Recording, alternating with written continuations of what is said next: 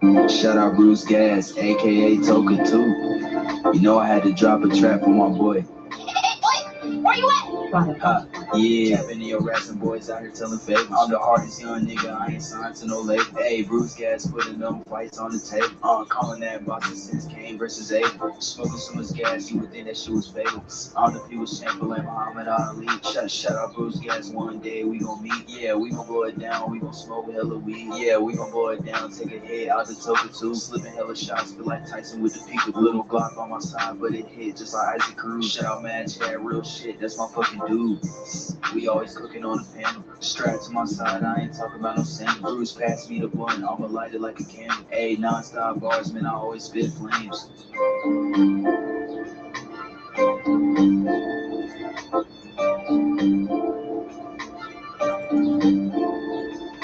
Feel like Bruce Gas always got a different strain. Bitch, you ain't like me, you can never feel my pain. You win and you lose, well, this a fight game. Don't beef on the net and the shit won't change. Said that on the stream, gotta do it for the game. Said that on the stream, gotta do it for the chat. I ain't undisputed. Yeah, hold on, I ain't undisputed, but I want all the straps.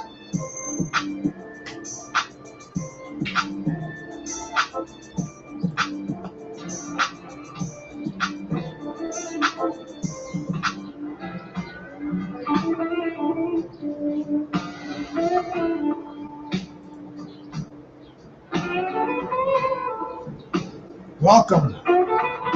Anybody who's in here, you turn that down just a shade. This is Bruce Gas here, boxing, jazz, and more. And man, I just left Blood Boxing's channel. I didn't even want to leave. There's a lot of very interesting talk going on in there. My buddy, the boxing librarian, is in there. Drunk Irishman, my bros. First cat in here, Angel Diaz. Thank you guys for coming in here. And you know, I wanted to come in here today and talk about a historic event that happened almost 10 years ago to the day, on this day, in 1936 and in 1946.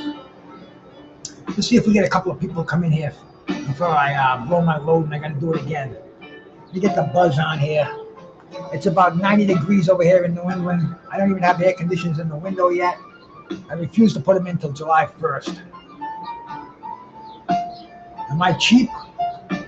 No, I'm Portuguese. But I'm working on it. But it's not so bad.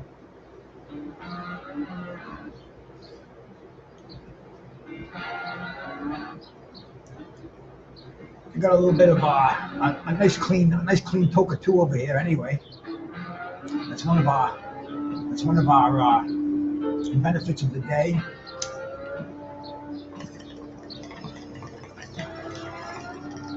Jose, I've been drinking water like a sieve today, brother.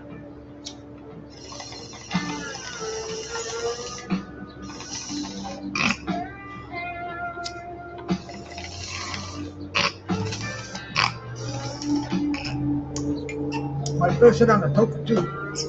Of course, I overfilled it. I got boats going on out there. Let me see if I can just show you what's happening out there on the bay today. See if I can bring up the action. There's boats out there today. I mean, it's everything happening. Hey, my brother Monty Brown, salute, man, salute. See, this is the view that I'm blessed with every day. Let me see if I can put it up here. No, that's not right. That's not right at all.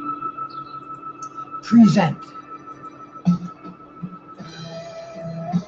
Hey, this is what I'm looking at right now, man. How the hell can I have any cares in the world? I'm feeling good. I love boxing, and this is what's out my back window right now. I got the Monho Bay out there. Carlos Mendoza, appreciate you coming in here, my brother. Angel Diaz, thank you, man. Justin James, Just Boxing Talk, appreciate it. And my brother Monty Brown, the OG. I'm an OG. We're all OGs out here, bro. I mean, I think that's just a state of mind, in boxing. But I mean, there's just absolutely so much happening in the world right now. But I had to I had to share something that I grew up on, man. See, when when I grew up, the only way we got our boxing knowledge was the Ring magazine. You know, we caught all the fights on the tube, but there was no shows out here to go and watch the to hear the historic news and to talk about our great sport. Once in a while, you get something that would come on late at night on one of the channels. You get a special, but Ring magazine, periodically they would feature different fighters. And on this particular issue, they featured Joe Louis. So you know, I studied a lot about Joe Louis. I'm looking at this cat. I'm saying, wow, look at this guy, man. Look at Joe Louis. I mean, first of all, I always loved heavyweights. Heavyweight boxing is the ultimate division in boxing. That's what I grew up with. Before I even know what anything else was, it was the heavyweight division. No, that's not too cool, man. Let me put this one up here again. See, I'm just kind of learning with all this technical stuff on here. But I like to look out at the water. It's so beautiful out there. It is so nice. But see, you know, I studied Joe Louis's career, and Joe Louis was he came up in definitely the Jim Crow era, and it was after Jack Johnson in America. They didn't want any as they called them colored heavyweight champions. They were afraid of the black man ruling the heavyweight division, and they were pretty much frozen out. Joe Louis had a manager, Jack Blackburn and Jack Hearns. And anyway, Joe Louis was indoctrinated into boxing because they knew he had great things, but he had to overcome the color barrier. You know, Joe was told never to gloat after a victory over a white fighter. Don't raise your arms. Just walk back to your corner. Don't be seen in public fraternizing with white women or eating fried chicken. And Joe liked fried chicken or watermelon. I mean, they had to really put like Ronnie Brown just said, they put the Jack Johnson rule on Joe Louis. But see, Jack Johnson was very defiant. Joe Louis understood his greatness, and Joe Louis played the game. You know, Joe Louis he came up boxing with an incredible push behind him, and he was managed very, very carefully. He fought two former world champions just before this fight with Max Schmeling. He beat Primo Carnera, who was 6'7", 265 pound, one of the early champions in the division, but he was a giant. So I mean, just look at the size of him. And Joe Louis was lucky if he was 220 pounds. And then he took on the legendary Max Baer, who was knocking everybody out, who actually killed 2 people in the ring, a former world champion. Never been stopped before. Joe Louis knocked him out with 4 rounds. Max Baer said after the fight, he said, "They paid me for a fight, not for a funeral." And Max Baer he said no mas after 4 rounds. And this set up for this confrontation. You see, Max Schmeling is another former world champion. He's the only world champion to win the title on a foul, a low blow in his fight with Jack Sharkey. But anyway, Max Schmeling, he was a former champion. He had lost the title back again. And he was commentating in one of Joe Louis's fights, and he says, "I see something." So Max Schmeling was a German, and he had that I see something. And you know, people were just, yeah, this is just to build up the fight. I mean, this dude is coming in as a 10-1 underdog. Joe Louis is just blazing. He's blowing away everybody in his path. And this former champion, Max Schmeling, he says he sees something. And what he saw was when Joe Louis would jab, he'd leave that left hand out there for a bit. He'd leave it out there. And Max was countering with that right hand. And what I'm going to do is, I'm going to bring this fight up because we have the ability. This is an old fight. And a picture says 1,000 words, and I'm sure they're not going to mind us. I'm sure they're not going to mind. They're not going to mind. So the first thing I have to do is once again figure out what I'm doing here. Okay, I'm gonna stop sharing the screen, and I have to start sharing the screen. This was their first fight. This was on this day back in 1936, June 11th. 3 second footage gap. Well, I didn't pre-watch this. In fact, I was over at Blood Boxing. He was doing a great show over there. He had the historians over there. But man, I love blood shows. But it's 90 degrees out here today, and I usually take a walk every day. I'm usually out there strolling with the dog. But I said today, man, my dog is 9 years old now, and in the last couple of days, it hasn't been this hot, but it's been hot enough. So I said I'm gonna take him for his walk at like 6 o'clock after the sun it gets a little cooler. But right now, man, it's 83 out there. It feels like it's 90. Very very little breeze going on. So I'm gonna kick back here and do a little bit of boxing history, man. Hey, my brother, the Peck Dumb Dad. Thank you so much for coming by, my man. Peace, man. Peace. And see, as you can see, man, Joe Louis just looked at Schmeling as another notch in his gun, another heavyweight champion that he's going to have on his resume, being a 10-1 favorite. And Joe Louis had an amazing ability to throw these short punches, short left hooks. They travel no more than 6 inches. Overhand rights, and they knock you out. But Max Schmeling was one of the more experienced fighters that he fought. He had a lot of skills, very very defensive minded. They called him the Black Julian. He's from Nazi Germany, and Hitler was trying to claim him as one of his own. Schmeling was not a Nazi sympathizer, but with this victory. Nazi Germany, Adolf Hitler, they were going to use Max Schmeling. They were going to use him as a puppet, which he did not want to be. But unfortunately, when you got a country against you, we're in a world where people disappear. Especially in Nazi Germany, they have concentration camps at the time. So Max Schmeling had to fall in line. But anyway, he's got this. Joe Louis has got him on his list, up and coming fights. And as we can see, man, they're older in black and white. There's only 3 strands in the ring. They changed that too when Davey Moore was killed in a fight, tangled up in the ropes. It might have been Benny Parrott. It was one of those two in the 50s. They changed the rings from 3 strands to 4 strands. But so you can see Joe Louis is kind of confused because Max Schmeling is fast on his feet. He's using a defense. He's actually out jabbing Joe's jab. Look at this 1 second gap. Hey, there's gaps all over the place, man. Oh yeah, the rematch that's historically one of the greatest fights of all time. One of Joe Louis's best performances. But this was the first time he met Schmeling in the ring. And like I said earlier, Schmeling, a former champion.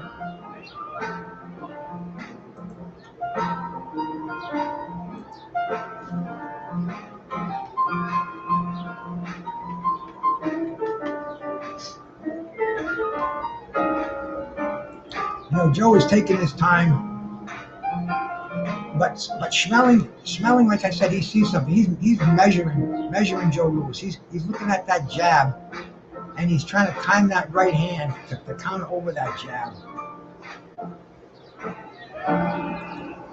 Schmeling had a short championship reign.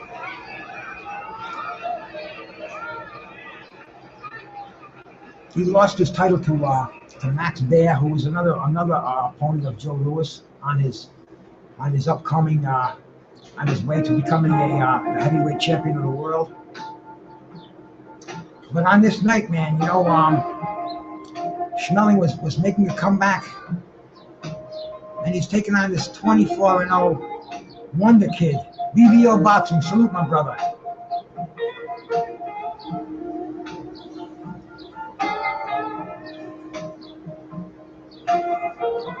And see, Louis is keeping that left jab low, And this is what Max Schmeling has been counting on. And this fight is at Yankee Stadium.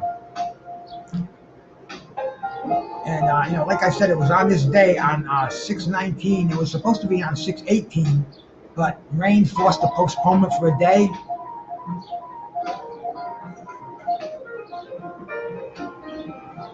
And I could see this if this was a heavyweight championship today.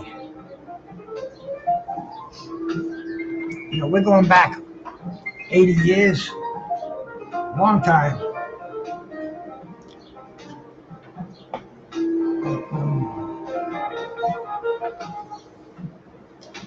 And see, there was that right hand, timed over that lazy left. Schmeling finally catches him with it in the 4th round.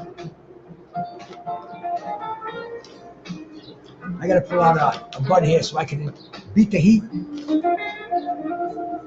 So some pink runts. A little nugget of the pink runts to enjoy the rest of this fight. El Pinche, salute, man.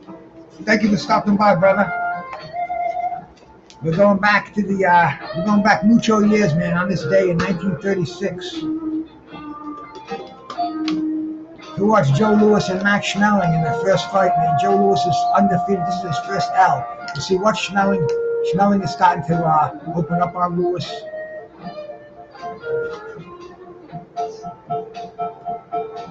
Bang, that right hand on top of the head.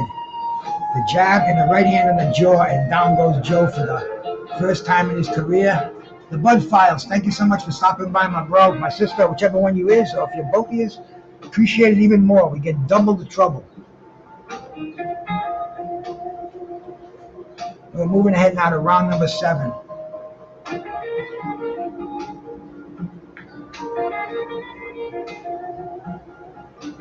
And these are the two, on this day and on the 18th and the 19th, were 2 days that Joe Louis was not up to his usual self. And he's very, very leery now. He knows that right hand is out there. See how Joe still just kind of lays that left hook that Max Schmeling saw in Joe Louis. But after this fight, Joe overcame that habit, and it didn't happen in the rematch, man. The rematch was a one-sided 1-round beatdown, one of the biggest beatdowns in heavyweight division. And as you can see, Joe gets him against the ropes, but he doesn't know what to do with him once he's there. He doesn't have the experience. And Joe fought a lot. How many years was Joe fighting when he came here? Joe started boxing in 1924. And we're in 1936. So Joe had the we're in 1936. So he's got a few years in the ring. He's an experienced fighter. Hey, Technique, salute, bro. And this was a learning experience for Joe. A tough way to learn, man. A tough way to learn by experience your first defeat by knockdown.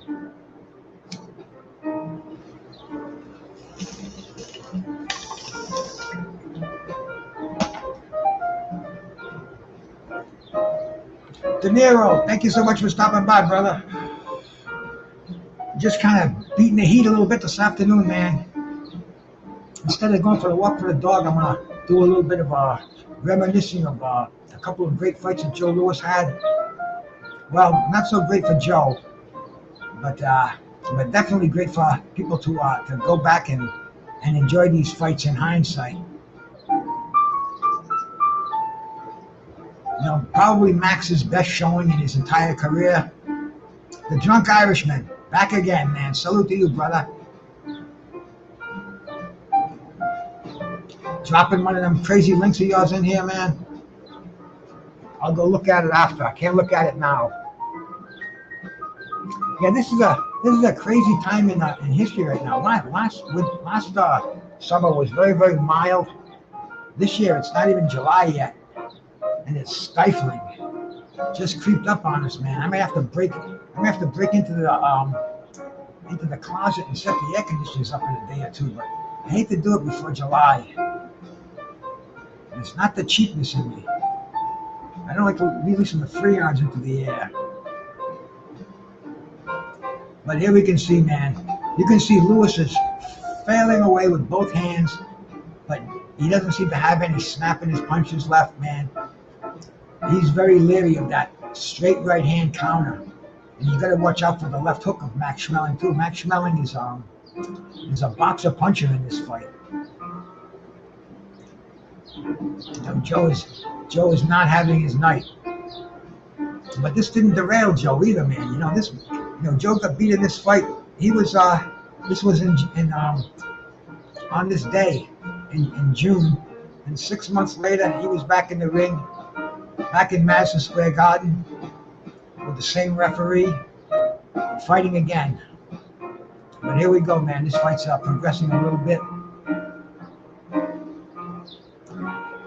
B&N Boxing, my brother, salute. Thank you so much for stopping by, man.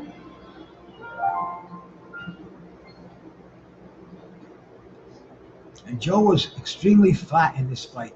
I don't know if he had read too much of the newspaper clippings on himself. You know, in the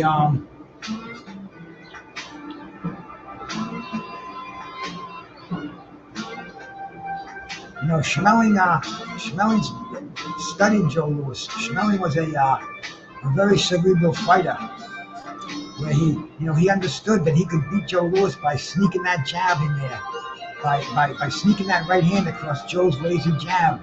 And he's already got Joe pretty much frustrated and tied out, using great upper body movement. Joe's flat-footed, backing up.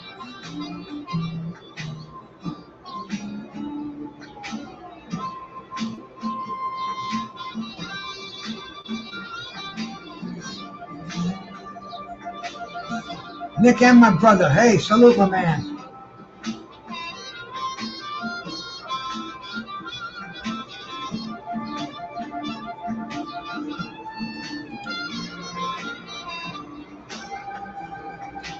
And Schmeling working on the inside, pushing Joe Louis off.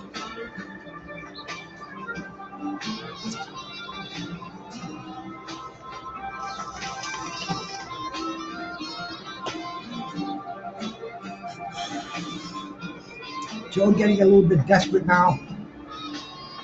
And this is the fateful 12th round.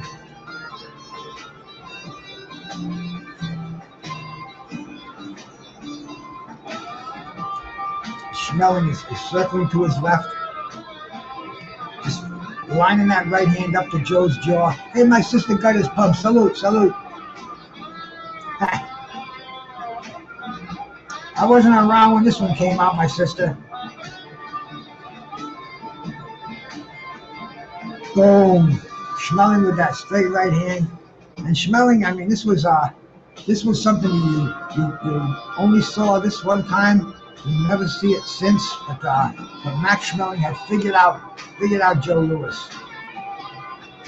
Referee Arthur Donovan, one of your famous referees back in the day, Madison Square Garden, the Yankee Stadium.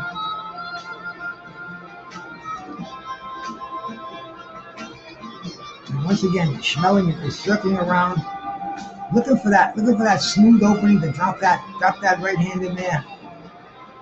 Sister, we're back in the 30s over here. We weren't around. 1936. I think that was right around the Depression time too, wasn't it? Right in that era, man. Joe Louis is getting very desperate.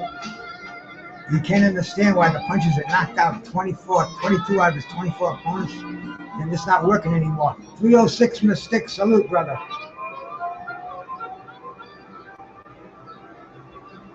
Oh, Schmeling is just beating up on Joe Louis.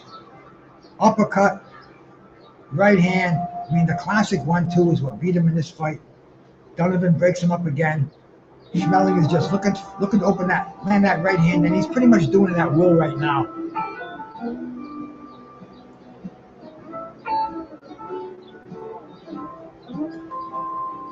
bang. Man, right hand crazy on Joe Louis. Something that you would never expect to see. 10-1 underdog. Just destroying a legend to be. And look at Joe Louis. He is gone. On his knees, hanging onto the ropes, sitting on his butt. See, this is a sight you just never saw, never will see again, never saw before that. And that's it, man. Joe Louis knocked out for the 10 count. Schmeling goes over there to congratulate him. Boxing, man. A historic day in boxing. You know, Joe Louis suffers his first defeat. But this did not stop Joe Louis. You know, like I said earlier, Joe Louis came back after this fight. He came back in 6 months from this nasty defeat.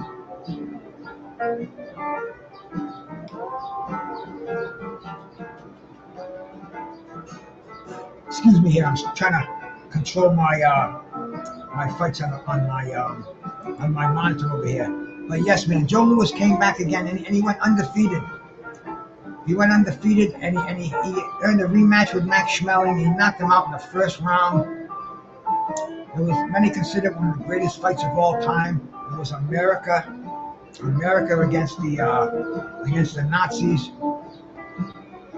U.S. against Germany. Hang on 1 second here.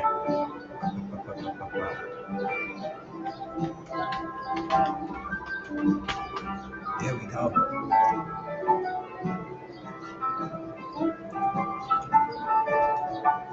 Okay, there we are. And like I stated earlier, man, this was a little crick in the career of Joe Louis.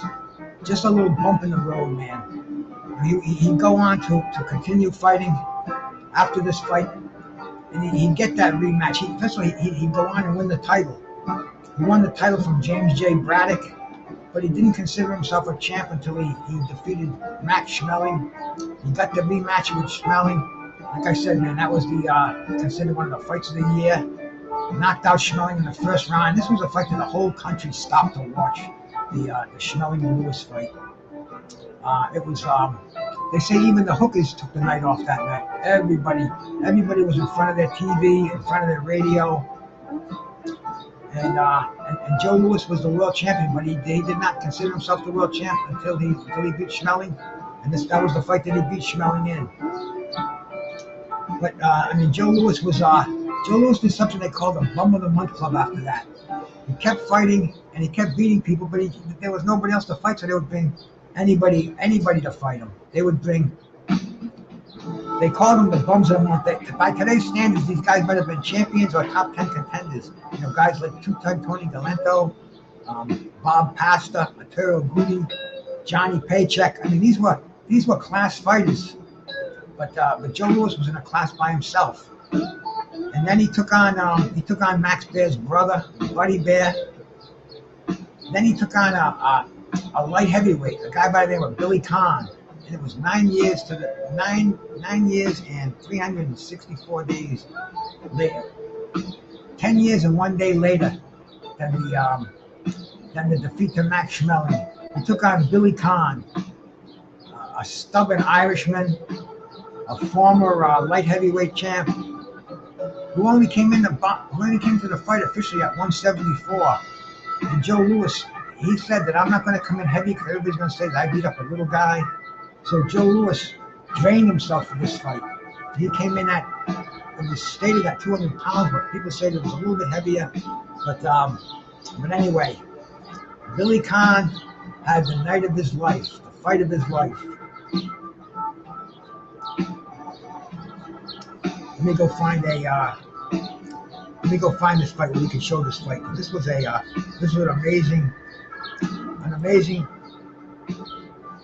show of the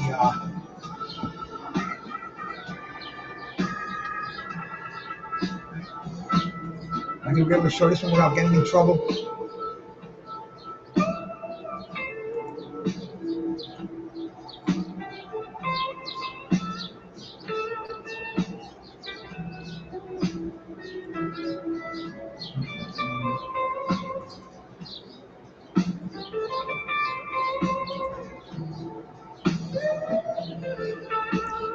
Hey, rolling with the punches, bro. Good luck to you, my man. Good luck at work, bro. Hot day. But anyway, man, this was the fight. This was Joe Louis is going through his bum of the month clubs like the Polo Grounds in New York, and he's taking on Billy Conn.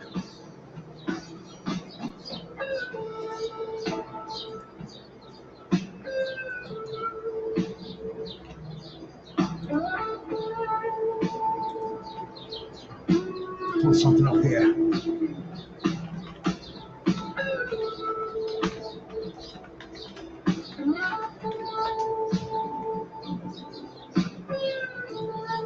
This was the first meeting of the two, and it took place almost 10 years later. It took place on June 18th, 9 years, 364 days later. And once again, we're back in New York at the Polo Grounds this time. The World Heavyweight Championship is on the line. You got the crazy Irishman, the tough Irishman, Billy Conn. You got a record of 58, 9-1 for this fight. He's got real fast feet. And Joe Louis has just got that one style. Hey, my bro, traveling fools, man. Salute. Joe Louis usually he was flat-footed. He shuffled forward, classic style, jab right hand. And Billy Conn is just using his speed. It wasn't a knockdown, it was a slip. And he's taking on the best in the world, a guy who's fighting once a month in the bum of the month club. Nobody expected this fight to last long at all.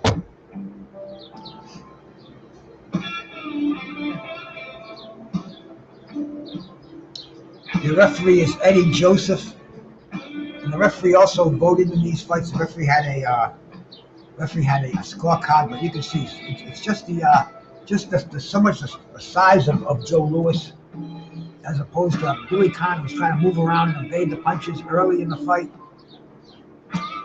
But Conn was a very stubborn Irishman. But he showed the style that would give Joe Louis so much trouble in this fight. Billy had the egg weights. There we go, De Niro.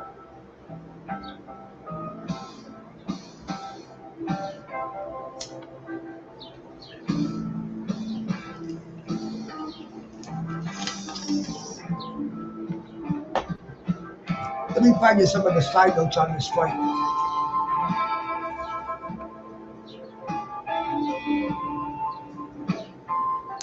Lewis's weight was announced at 199.5, and Conn was announced at 174. But it was reported that Louis actually weighed 204 and Conn 169. So you want to talk about a difference in size and strength? This was it, man. Joe Louis is an 11-5 favorite. 54,487 people at the Polo Grounds.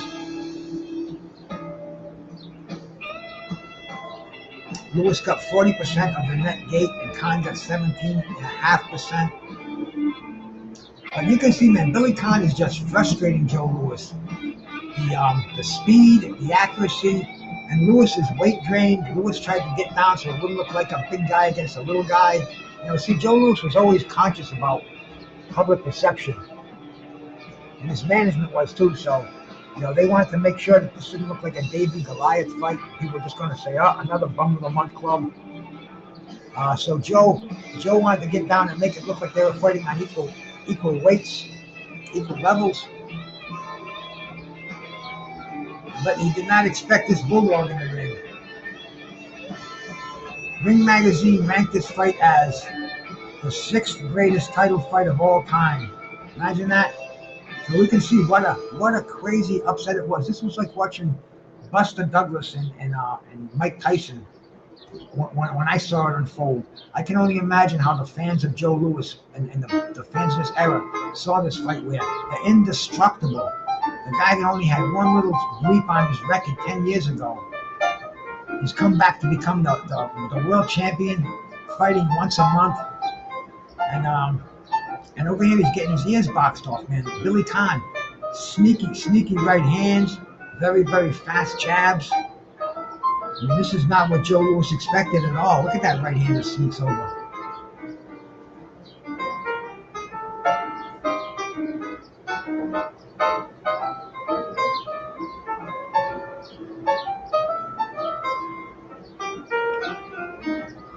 Even Billy even shows a little muscle in there, tying him up.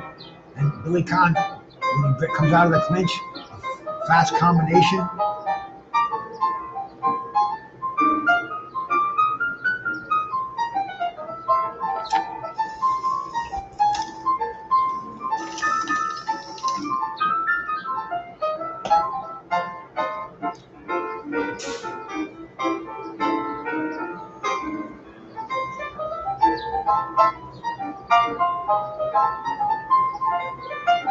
Billy Conn, once again, catching Joe Louis with the right hand. And you can see Billy Conn, he gets cockier and cockier as the rounds move on. And he's actually pulling ahead on the scorecards. You can see Joe's getting very frustrated. Joe's missing by a mile.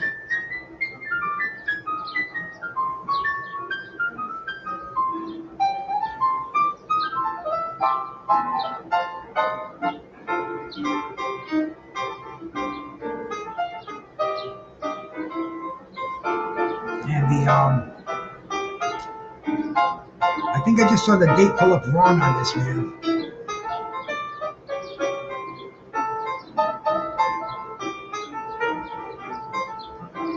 Okay, the end of round 4.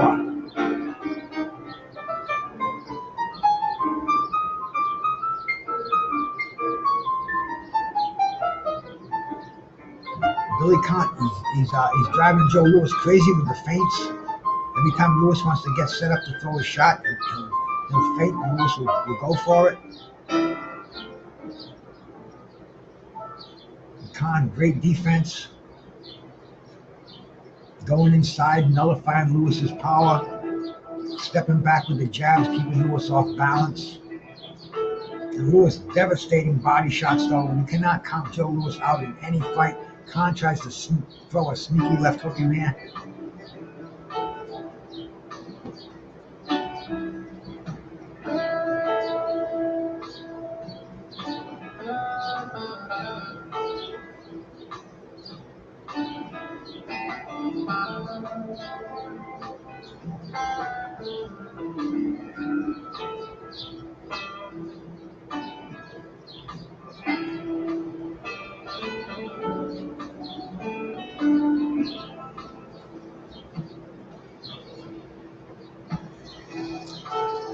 Billy Conn jumping up for the start of the 6th round. That's it, Joe. That's just what he said. We're watching that stubborn Irish man, almost on the anniversary of this fight, which happened yesterday, 1941. How old were you, Joe? 10, 11 years old?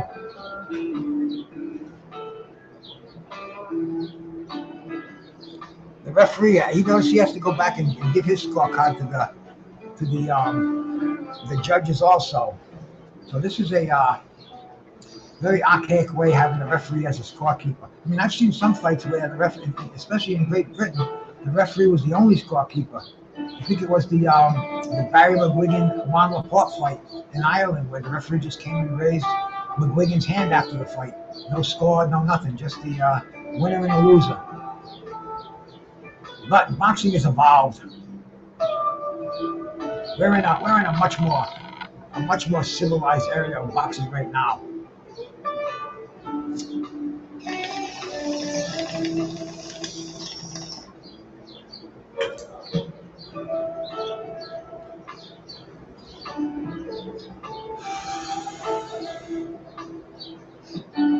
Hey, blood boxing, my brother. Salute. Hey, that was a great show you had. I didn't even want to come over here and do this one. I was over there watching it, but I said, if I don't do it, I won't do it. So I wanted to get up here and, just kind of share these two fights, because in the history of the career of Joe Louis, These are some of his most memorable, two of his most memorable fights. And on this day, well, anyway, yesterday, this fight in 1941, and the first fight with Max Schmeling in 46 and 36 rather. But Joe was trying to stalk. Joe was trying to get in there and throw punches. But man, that fucking tough ass Billy Conn. And this was so unheard of at the time. You know, Billy Conn was a member of the Bum of the Month Club. And look at that, man! At the end, he staggers Joe Louis right at the bell. And as the fight wears on, you can see Billy Conn getting cockier and cockier and cockier.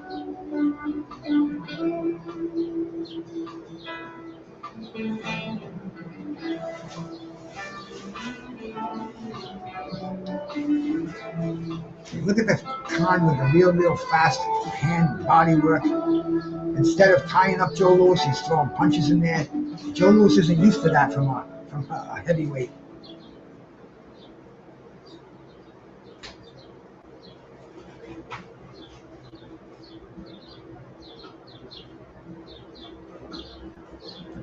Once again, the end of the round, Conn almost walks back to the wrong corner, but he's in charge.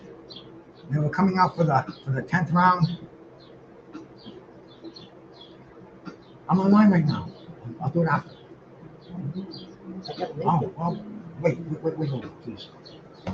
I got to get me a studio in here, man. Doing this in your living room is not the thing, but let me digress and get back to boxing. See, my wife makes fresh food for the dog every.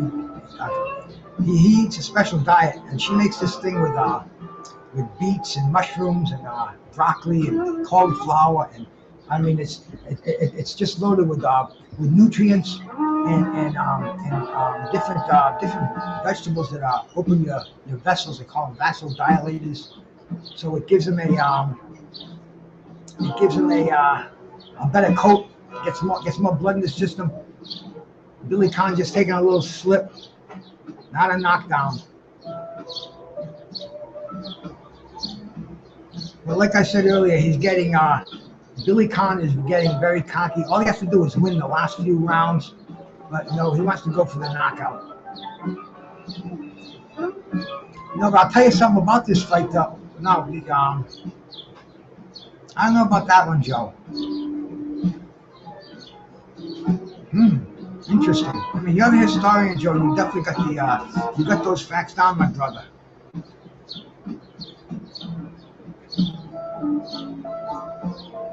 Round 11, and Billy Conn really is thinking knockout time. And he's hitting Joe Louis at will.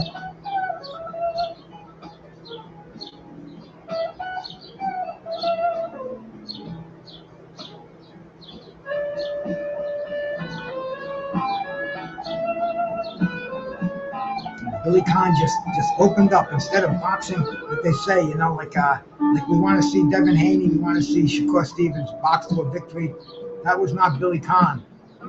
He was an Irishman, man. And look at him now; he's cleaning Joe Louis's clock over here.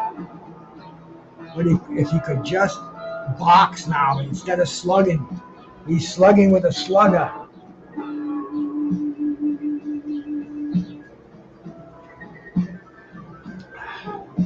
Jack Johnson died 9 days before this fight.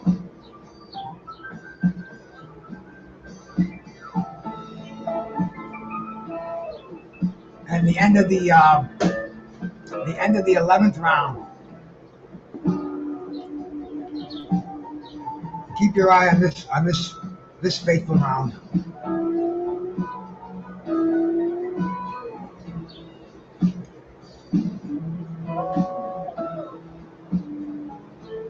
Billy Conn standing straight up.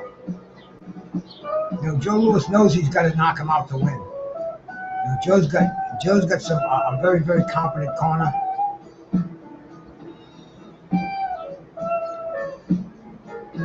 And And all Conn has to do is box, stay out of the way, and he could become the world heavyweight champion. But you know, instead, he wants to go in there and slug it with Joe Louis. He wants to slug it out. He wants to take him out. You know, at the end of the fight, he said, Billy Conn says to Joe Louis, he says, Joe, why didn't you let me win this fight? We could have been millionaires with a rematch. And Louis said to me, he says, I gave you the fight for 12, 14 rounds, and you couldn't handle a championship. I gave it to you. You didn't know what to do with it. Look at Conn. Conn is just aggressive, throwing huge rights, left hooks, overhand rights.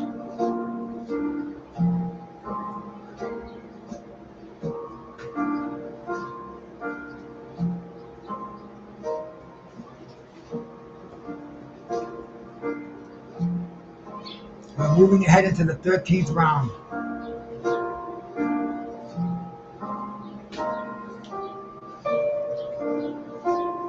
And as you can see Billy Conn has got those fast hands, and he is just trying to go for that knockout. Crazy. Look at boom, staggers Joe Louis with the left hooks. Just things you just don't see. Almost took out Louis in this round.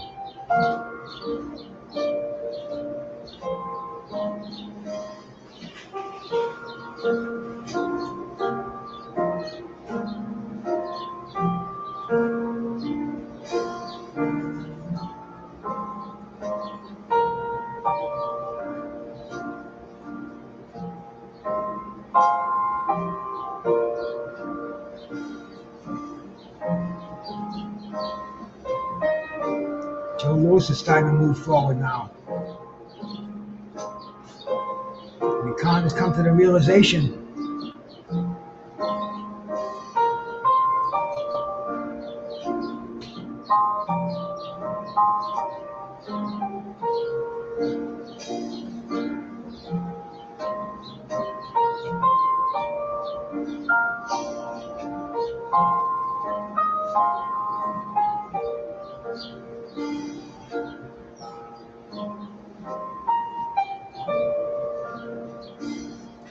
you got a butt in hand or you got a blunt in hand, Joe?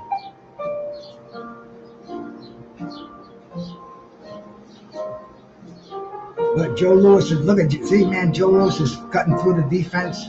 He's staggering Billy Conn now. But Billy Conn, instead of covering up and going in the shallow, getting on the back foot, trying to slug it up. Look at this, man. Unbelievable. Unbelievable.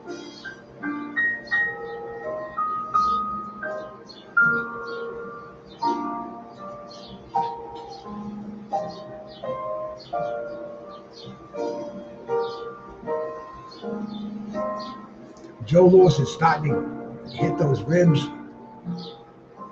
Conn is, like I said, Conn is just a stubborn Irishman, gets nailed with a big right hand. Joe Louis is starting to go downstairs to the body. Joe Louis landing one of those short, the uppercuts, man. Oh, really putting it on Billy Conn now.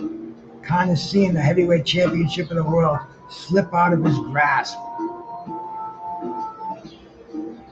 You notice those gloves? Same color. Look like they probably Everlast. Don't even see a tag on there.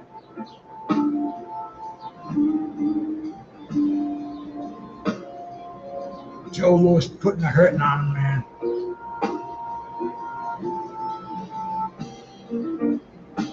Oh. Joe Louis with the finishing touches. Down goes Billy Conn. Taking the count. That's it. The fight's over. He says, Joe, why didn't you let me take the title? But the rematch was scheduled, and I saw Joe out there, and I was trying to watch the fight, but I saw you said something. Let me scroll up a little bit. But yeah, it's the truth, man. He broke his left hand on his father-in-law, who was a former major league pitcher named Jimmy Greenfield Smith, and it caused a cancellation in the rematch. And in the meantime, the World War II started, so both of these fighters were in the army, and the Secretary of War said it wouldn't look good to have two members of the armed forces fighting for the world title. So there was a second meeting. It was nothing like the first meeting. In the second meeting, Joe Louis knocked him out a lot earlier, a lot more decisive. Just a whole different era. But on this day, these are the things that happen, man. It was like it's amazing. I was going through one of my pages that I read on a daily basis, on this day, and it said that both of these fights were today. The Schmeling fight and the Lewis fight, both on the 19th. But then I started doing a little more research, and the Conn fight was actually on the 18th. So I mean, you can't just take everything you say on the net for face value. But as far as the fights themselves, man, well, I just lost my music. Let me get that back on again. Gotta have the blues in the background when I do this. There we go. Yeah.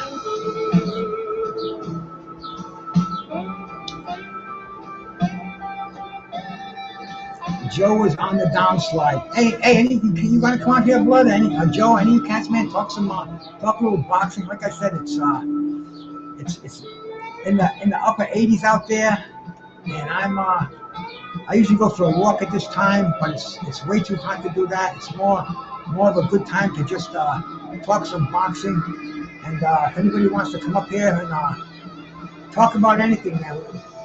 Joe Louis, that was what I was talking about today. But there's so much in boxing. I was just over on Blood's channel, man. He had a great conversation going on over there. We talked about Tank Davis. I talked about Tank last night a little bit, man. I'm a fan of boxing. I don't really go for I'm not a fan of any particular fighter, but I like Tank Davis because I think he is a very entertaining fighter, and I think he's very talented. And people don't realize about Tank, man. See, he's undefeated, which is a great thing. But we want to see him fights that mean something. And especially now that he just took out Frank the Ghost Martin. Yeah, it was a big deal. But what that does is that kind of solidifies his position as one of the top lightweights in the world. He has to fight Lomachenko, Shakur Stevens, or Zepeda. This way, he solidifies himself as an undisputed champ, ruling the lightweight division. A proud division, man. I think it's got much more prestige than super lightweight or any other junior division. The lightweight is a glamorous division, like we were saying earlier. The division of Alexis Arguello, Roberto Duran, and I mean, just so many great fighters in that held the lightweight titles, and to become an undisputed, that's a rare thing. Has there been, besides Devin, has there been Roberto Duran in the two belt era? I'm trying to go back. How splintered has 135 division really been? And if these cats would stop fighting each other, then we can actually see something. And the argument about Tank would go away. Either he's got it against the elite at 135, which I think is his division, or he doesn't. It's real simple, but they're playing games. And then when he gets in these press conferences, he doesn't want to talk about opponents, man. I noticed that too. That's like, what do you want to talk about? The weather? I mean, the name of the game is your next fight. You win this one, you concentrate on your next one.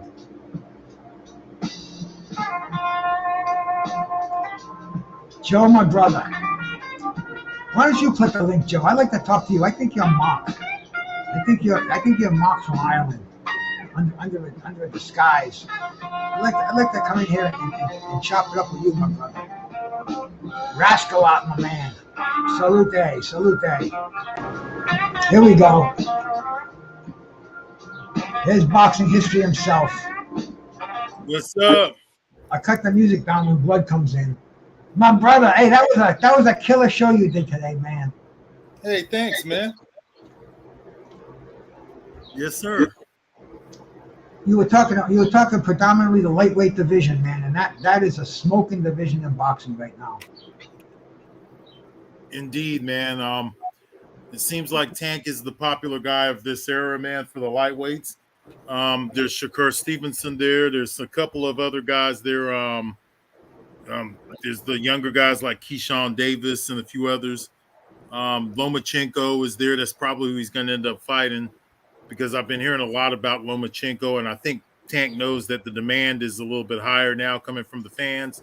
So I think he'll be willing to take the risk with Lomachenko at this stage, with Lomachenko being an older fighter. So, yeah, we were just breaking it down, man, and talking about some of the things that Tank brings to the ring, and we went deep into the styles and everything like that. It was a fun discussion, man. I know you came on there for a little while, but hey, I can come back to your show and catch up with you too, though. So. Hey, bro, that's the beauty thing about this YouTube. It ain't like nobody's crushing nobody's territories or nothing. We just turn on and go live. It's just like making a phone call, as far as I'm concerned. With it, you can have a few hundred people listening in on you, but it's the way I communicate boxing now. I think you were mentioning how you got friends out there you can talk boxing to. Maybe a few of them out there that know you as Marlon. I don't have any out there anymore. I don't know any real flesh people that I can have a good boxing conversation with. And I only hung around with boxing people in the past, but they're all gone and splintered and they just don't pay attention to the sport anymore. This is where it's at for me right now, man. The best discussions are going to come on YouTube, man, because there's fight fans that are as serious as we are on the whole thing. So, this is the place to go if you want to have a really good boxing discussion now. So. We were talking about how fighters did non-title fights in the past, and in particular, I was just looking at Duran, but then I'm thinking, you know why these guys did those non-title fights is because they had to make eating money. They weren't making the dough they're making now. Now they can fight once a year and live off the royalties, basically.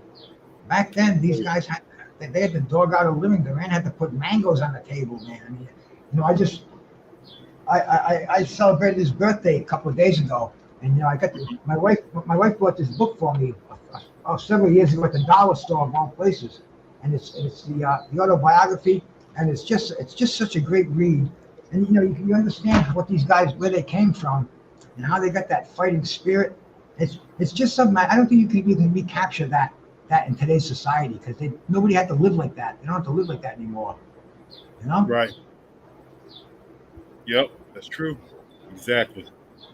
Yeah, Duran would fight. He would fight 3 or 4 guys, sometimes 2 guys in between title fights and stuff like that. He would fight other guys and things. So some of the guys didn't have the best records out there, but he fought some dangerous guys here and there in the non-title fights. So, yeah, that's something they did back in the day. If you look at Duran, like, let's look. Hold on, let me pull up Duran. For instance, okay, like, look here. It's we look at 1975 when he was WBA champ. He fought 1, 2, 3, 4, 5, 6, 7. He fought 7 times, and only 2 of those 7 fights was defenses. Mm-hmm. So he fought 5 non-title fights, and he fought 2 where he actually put the WBA title on the line here. Mm-hmm. So I believe he even came from Madison Square Garden, and he was he was getting himself out there, and they weren't making the huge money. I mean, I don't think the man made more than $100,000 when he defended the title. I think he fought Esteban de Jesus that year in a rematch. And, there weren't that many big names out there, but activity made up for it. These guys were such fighters at heart. It's like a whole different breed. That's why when they say, "Could you throw Roberto and Duran and Tank in the ring with each other?"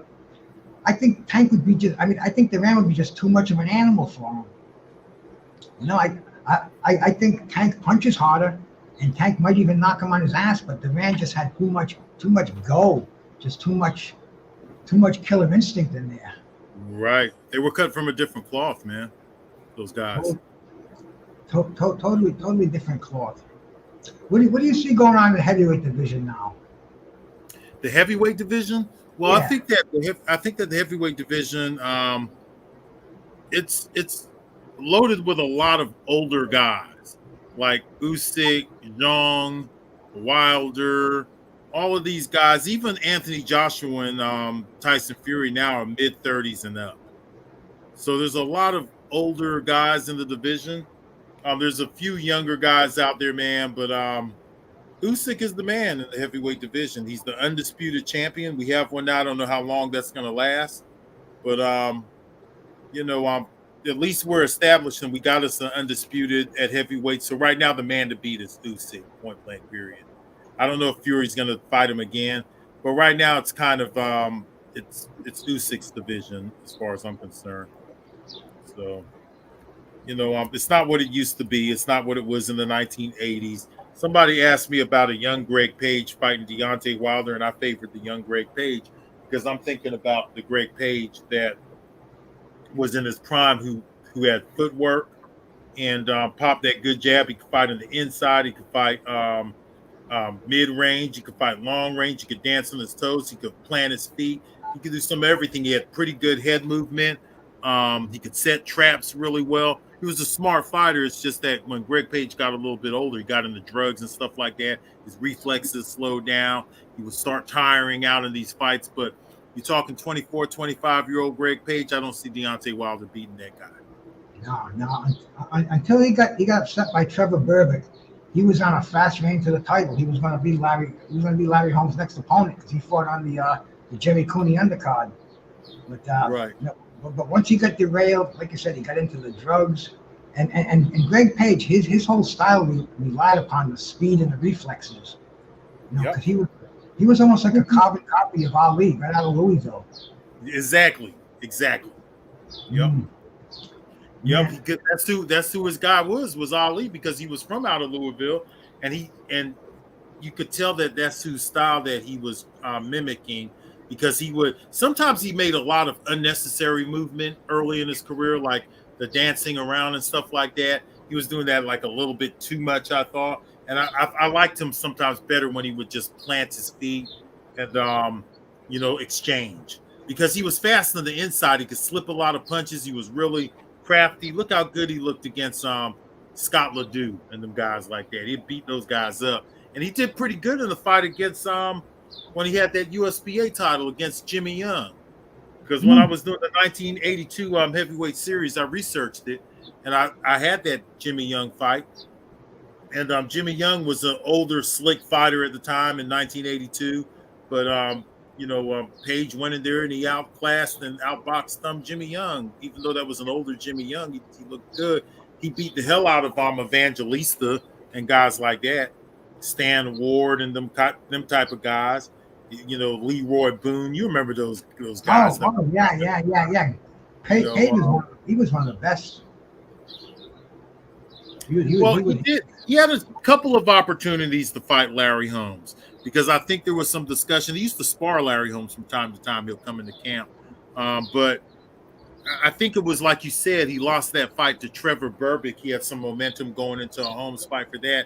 And then again, in 1984, I'd like to say, I think Tim Witherspoon might have mentioned it on your page, like Larry Holmes didn't want to fight some of the younger guys. Like around that time period when he went to the IBF, one of the guys he didn't want to fight was Greg Page. There was a handful of these guys that Larry Holmes didn't really want to mix it up with. He had that close call with Tim Witherspoon, and he wasn't trying to mix it up with Greg Page at that time. So. And Witherspoon did beat Greg Page. They had a full fight, and all the way it went. Did it go 15 or 12? I don't remember, but they had a fight too, and Tim Witherspoon actually came out winning that fight between him and Greg Page. But Greg Page, I think he's another one who would have beat a lot of the heavyweights today, in my opinion, is Tony Tucker. I believe he would have been one to look at. A lot of people don't like to consider Tony Tubbs, but Tony Tubbs was a really good fighter at one time. His problem is that he got into the drugs too, but he was a really good fighter. When Tony Tubbs came and he was ready to fight, he was actually hard to beat. he actually fought Riddick Bowe and gave Riddick Bowe one hell of a fight back in the early 1990s. I don't know if you remember that, Bruce, Oh, but yeah. Tony Tubbs was another one who could probably, James Buster Douglas could have probably gave a lot of the heavyweights today hell, because those guys knew how to fight. They had really good jabs, and they could fight on the inside too. And they stayed active too. They fought each other. They didn't just wait for the title shots and fight once a year. Tubbs would fight Page, and I mean all those guys. Except James Broad, all those guys, from that time period. And then there was the guys like Stan Ward and them that was like maybe a level below some of the top five. Ronaldo Snipes was up in there, James Tillis. There was a lot of those guys around. George Chaplin and all of those guys, man. Coetzee gets overlooked in that bunch too. Coetzee, yep, absolutely. Coetzee is another one that gets overlooked. The guy who beat Michael Dokes. Michael Dokes is another one. What a tragedy, man. Michael Dokes was so talented. He was very talented, very fast hands. Coetzee was able to beat him, but then when Coetzee would fight, for instance, Greg Page beat the hell out of Coetzee, man. Yeah. So sometimes these fights matched up, and sometimes these guys would smoke. Like Greg Page was really good at beating people who, if they didn't have like a whole lot of power and stuff like that and fast hands. I know Coetzee had some power, but he didn't have really fast hands, didn't know how to cut the ring off very well. And that's why he beat the hell out of Coetzee, man. He was able to style on Coetzee. Coetzee was missing a lot of the shots in the inside, throwing a lot of wide punches, and so was Scott Ledoux. But Greg Page would beat he would beat some pretty good names, man. I think he beat Bone Crusher Smith too. That was another guy who was around who was a pretty good fighter, man, at one time. I know he took a loss in his pro debut to James Broad, the kind of big guy that was around that could, he could fight pretty good too, James Broad. Oh, yeah. I saw James Broad knock out Marvis Frazier in the amateurs. Oh, did he? Yeah. Yeah. Okay. In the trials, this is how I remember James Broad from a devastating knockout of Marvis Frazier. And this sounds familiar too. I'm 99.99% sure. And usually when I get these things fast, they're like right there. And James Broad, but James Broad as a professional, he had a lot to be desired. He died a real tragic way too. He died homeless, behind a bowling alley, just totally messed up. That's sad, man. That's sad. It really is. Addicted to drugs and everything else, and died like that. But that's a great. And somebody mentioned Pinklin Thomas out there. Remember Big Pink? Yes, absolutely. Great jab, man. Very good boxer. Pinklin Thomas. He was another Ali wannabe, but he was good though. Pinklin Thomas. He had the drug problems too, and so did Big John Tate. Big John Tate was another one who got caught up in that shit too. That whole heavyweight era. That's where Tyson just kind of came right through it, because he was just so special for the early '80s, where the heavyweight division would have been pretty boring if it wasn't for Mike Tyson in the early '80s. It was just, the title was just going back and forth, and because the guys were too evenly matched, man. All those guys, when they would all fight each other, Bone Crusher Smith, Tim Witherspoon, all of those guys, man. James Broad, James Buster Douglas, Tony Tubbs, Greg Page, David Bay was one of them, Tim Witherspoon, Ronaldo Snipes, James Quick Tillis, Trevor Berbick, you name it, man. All of those guys from that era, they could fight each other in any given night, and you don't know which one was going to win. And then one would lose to one, but could beat the other one that the other one couldn't beat, but beat him. And it was that kind of situation that was going on back then. And every one of those names that you named almost every one of them wore a heavyweight championship at one time or another. Yep. especially with that WBA floating around the way it did. Yeah, nobody wanted that. We didn't even mention Mike Weaver. Mike Hercules Weaver. Yep, he was another one that was there. Probably one of the best heavyweights of the 80s when you think about it. He was. He absolutely was. Yep. He beat Big John Tate. He had the belt for a little while. And, he gave Holmes one hell of a fight. Holmes caught him with that uppercut on the ropes, but, he gave Holmes a hell of a fight, man, Mike Hercules Weaver. And we're talking prime Larry Holmes, too.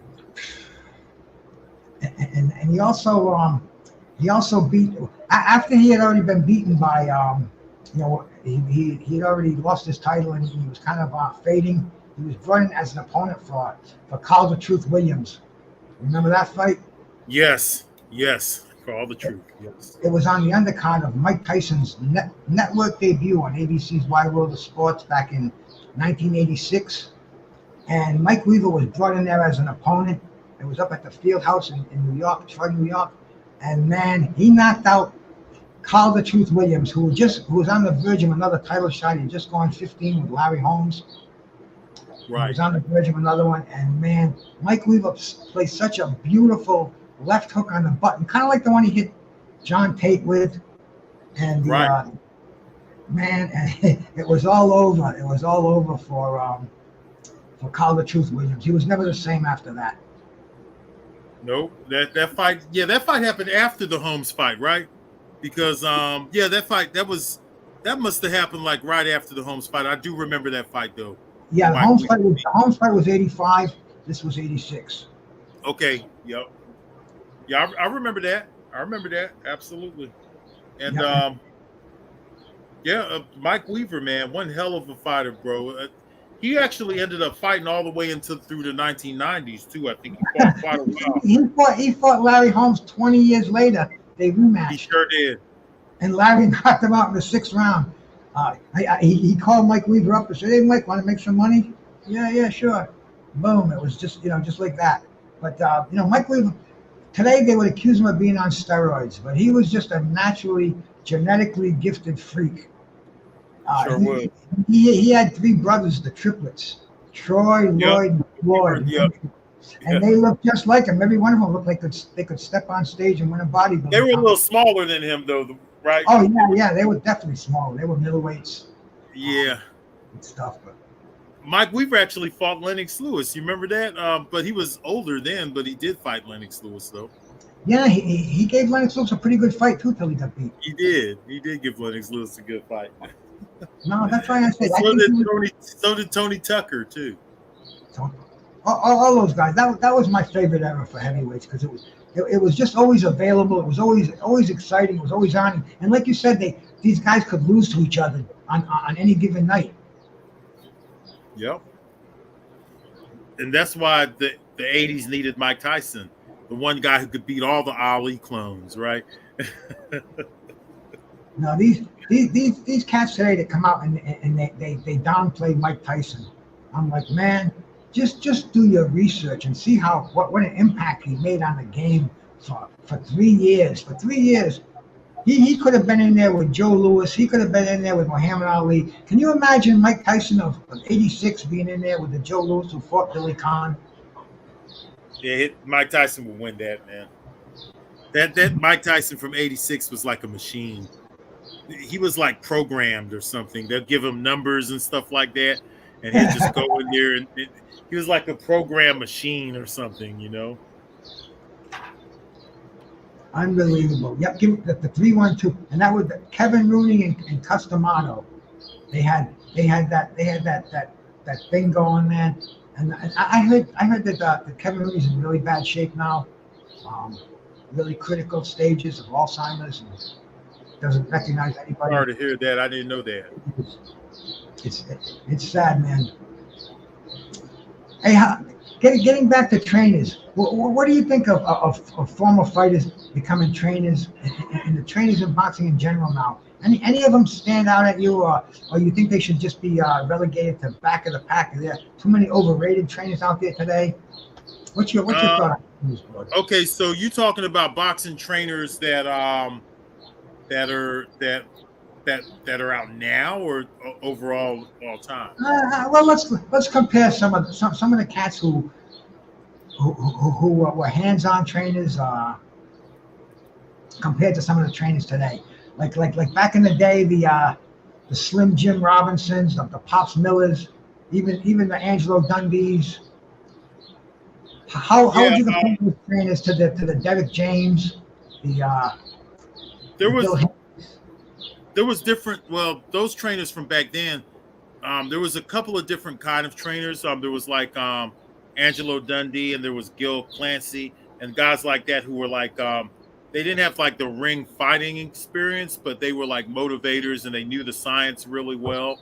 Then there was the guys who were actually the fighters that were trainers like Georgie Benton and Emil Griffith and Archie Moore and guys like that. Willie Reddish was one of those type of guys. Goldman.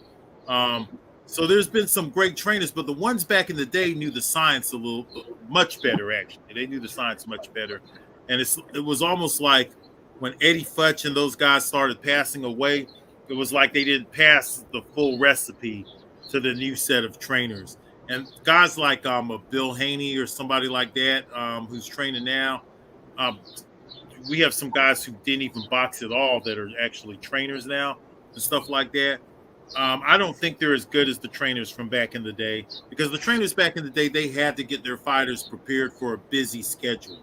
So they were putting more time in the gym with these fighters because these fighters were in the ring like 8-9 times a year and stuff. And if you take it back further, even more than that. So the trainers were always on the job back then. So I don't compare the guys of today to the trainers from yesterday. You know, there's some pretty good trainers out there. I think that Derek James, who wasn't the best fighter, is a good trainer. What's the guy McGuigan? Shane McGuigan is good. Robert Garcia, he's a good trainer. Freddie Roach is still out there. You could kind of cross him over between because he was a fighter, but he's still relevant as a trainer. You got guys like Virgil Hunter who never fought. You know what I'm saying? John David Jackson has fought and been a world champion before. So it just varies, man. It varies. Some trainers that wasn't fighters are good trainers like Virgil Hunter. Some trainers that wasn't the best fighters like Freddie Roach are really good trainers. You know what I'm saying? Sometimes the best fighters don't make the best trainers because they had special attributes like Roy Jones. Roy Jones doesn't make the best trainer to me because he has special attributes. So when he's training Chris Eubank, he's training Chris Eubank to look like he looked, but Chris Eubank doesn't have the attributes that Roy Jones had, and things like that. So that's how I look at it, man. And I think the fighters of yesteryear had more respect for their trainers too. Yeah, they did. Absolutely. More loyalty, just a whole different level of respect. Yep, I agree 100% on that one. Because the guys like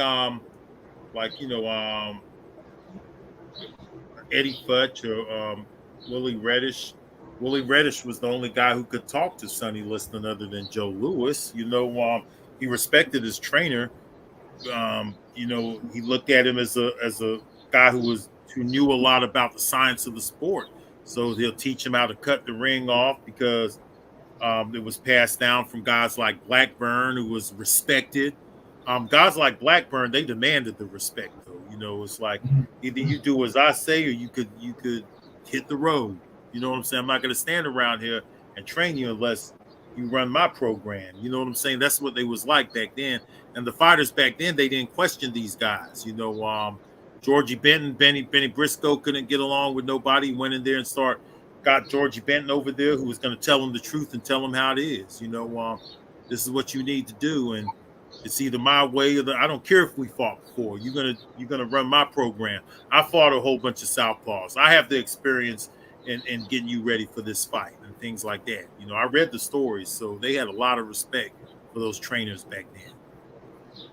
Yeah, because I can see it now. The fighters, they don't have the respect And like you said, man, the Chappie Blackburns, the Eddie Fletchers, man, they just demanded it. Their aura, it was just assumed that you were going to respect these guys. Their word was final, and you just don't see that anymore because I guess they're not the trainers of that caliber out there like they were back then. There are some of them, but I mean they just don't have that magic that that the classic trainers back in the day had. Nope. I don't know. Boxing has changed around so much, and I'm really trying to adapt to it and keep it going. But man, when I start looking at the old days and I start looking at today, it's just it's so different. Just watching how the fighters' aspirations, not wanting to fight the best in the division, and not doing what their trainers and what their managers are projecting them to do. I don't know, man. It's a different sport than it was, bro. You know what Curtis Anderson used to always tell me, man, that Harry Wiley was the best trainer that ever lived. That is according to Curtis Anderson. He said it several times, and when I always held his opinion in high regard. Harry Wiley worked with Henry Armstrong, Lou Ambers, Muhammad Ali, Ray Robinson. So he worked with a lot of really great fighters. And a lot of the great fighters, like from everyone from Ali to Henry Armstrong to Sugar Ray Robinson, said that he was a big part of their success. So a lot of people will say that Wiley was the greatest trainer there.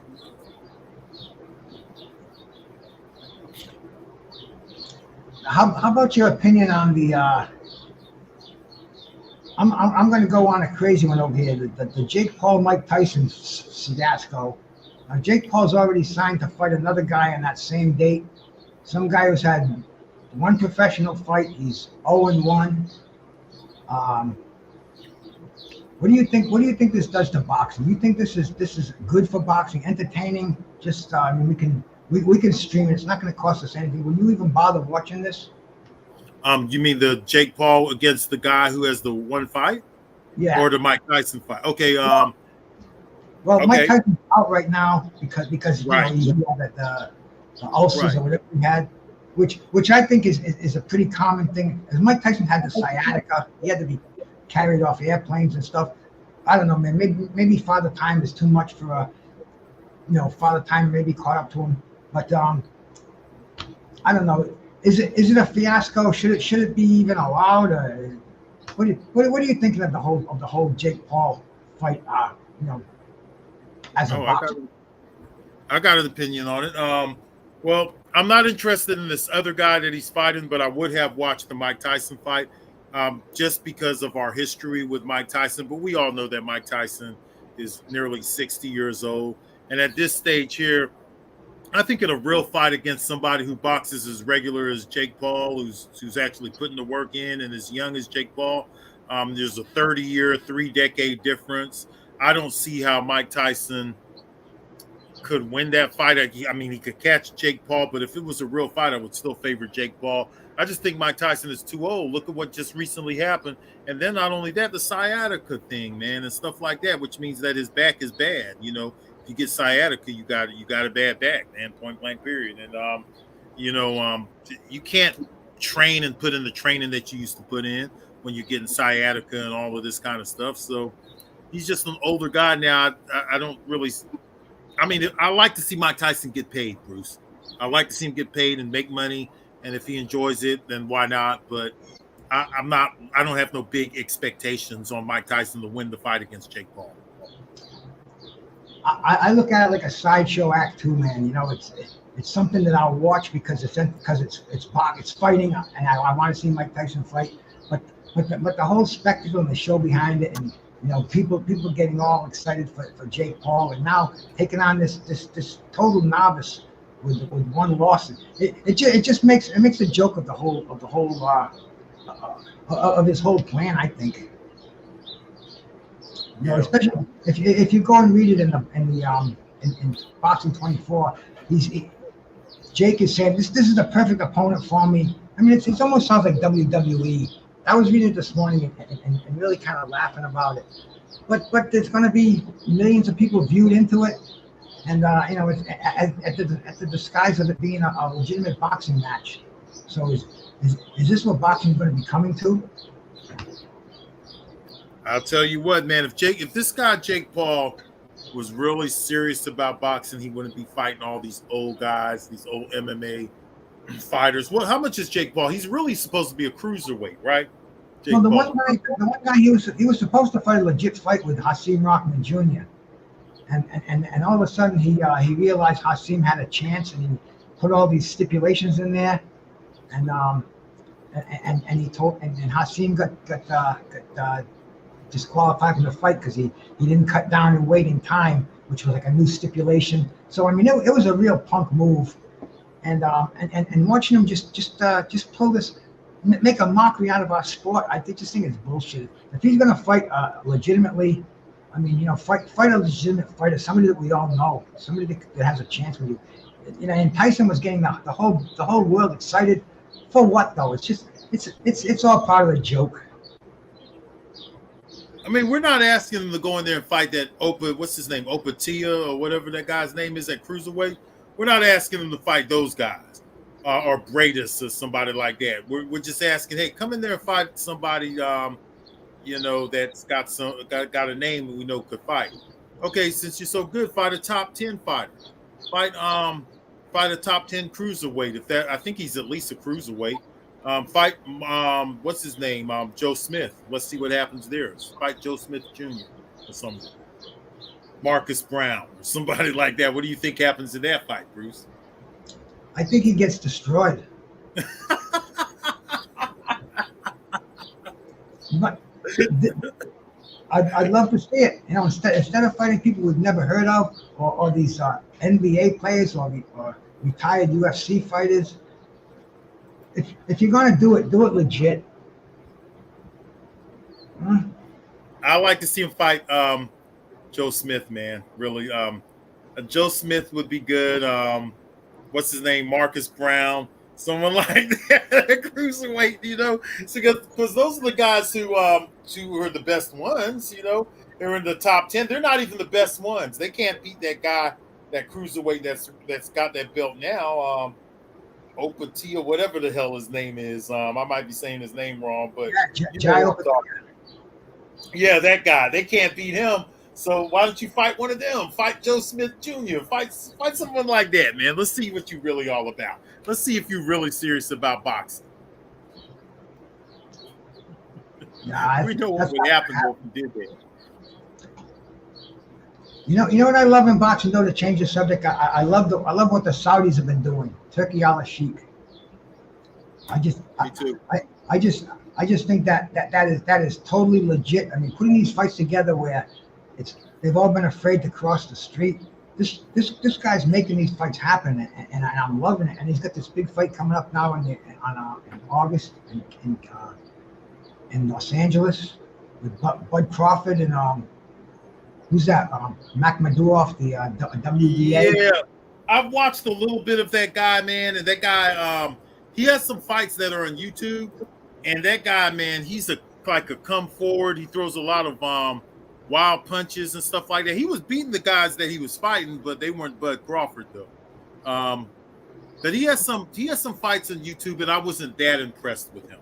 Some people say that this guy's better than what people are making it out, and I've seen people say that Terrence don't know what he's getting into. This guy's better than what you think, but his fights are on YouTube.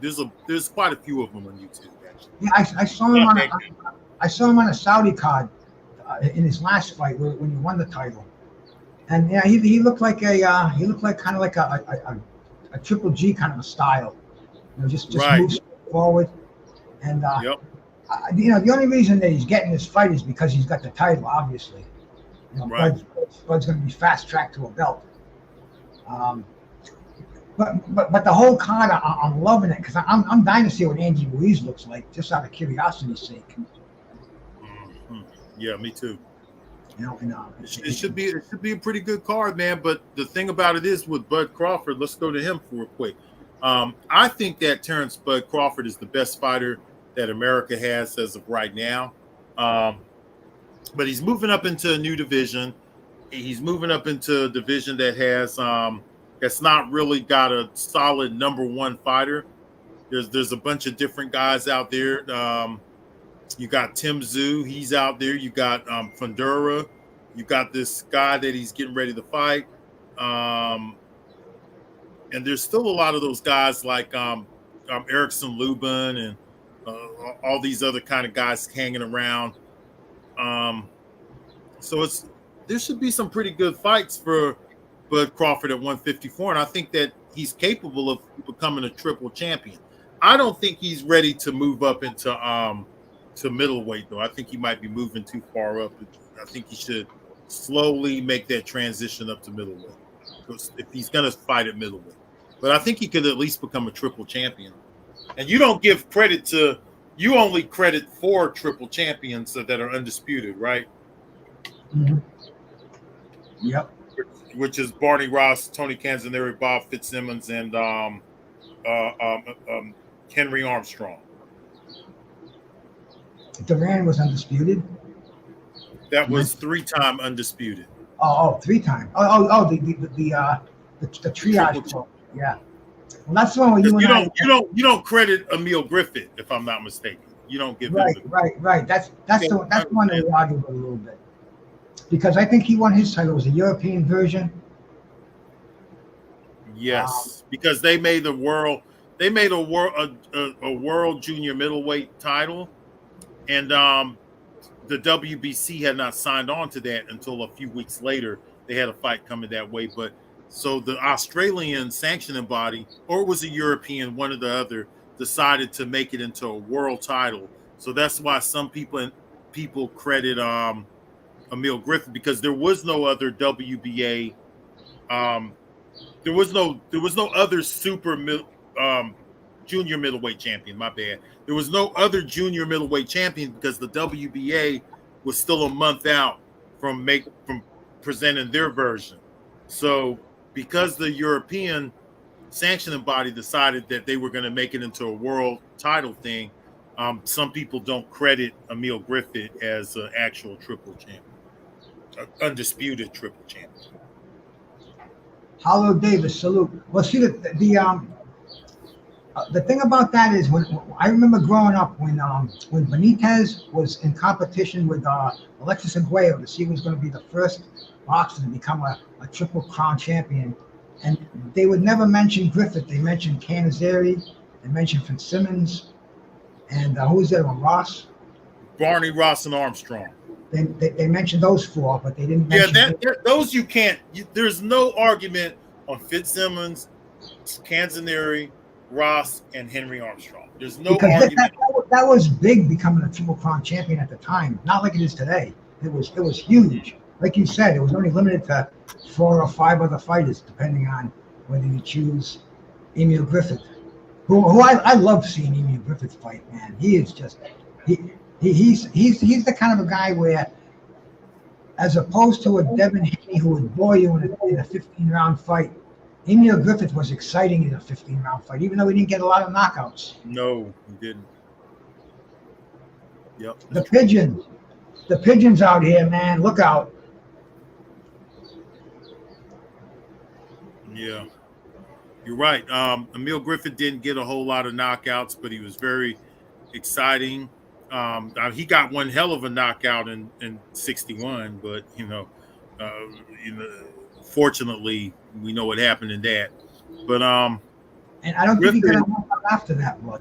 I think he was really gun shy after that.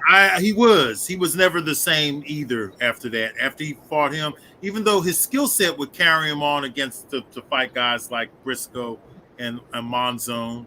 And I believe he fought Rodrigo Valdez too, and he fought pretty much a lot of all of them. He fought into the 60s. Yep.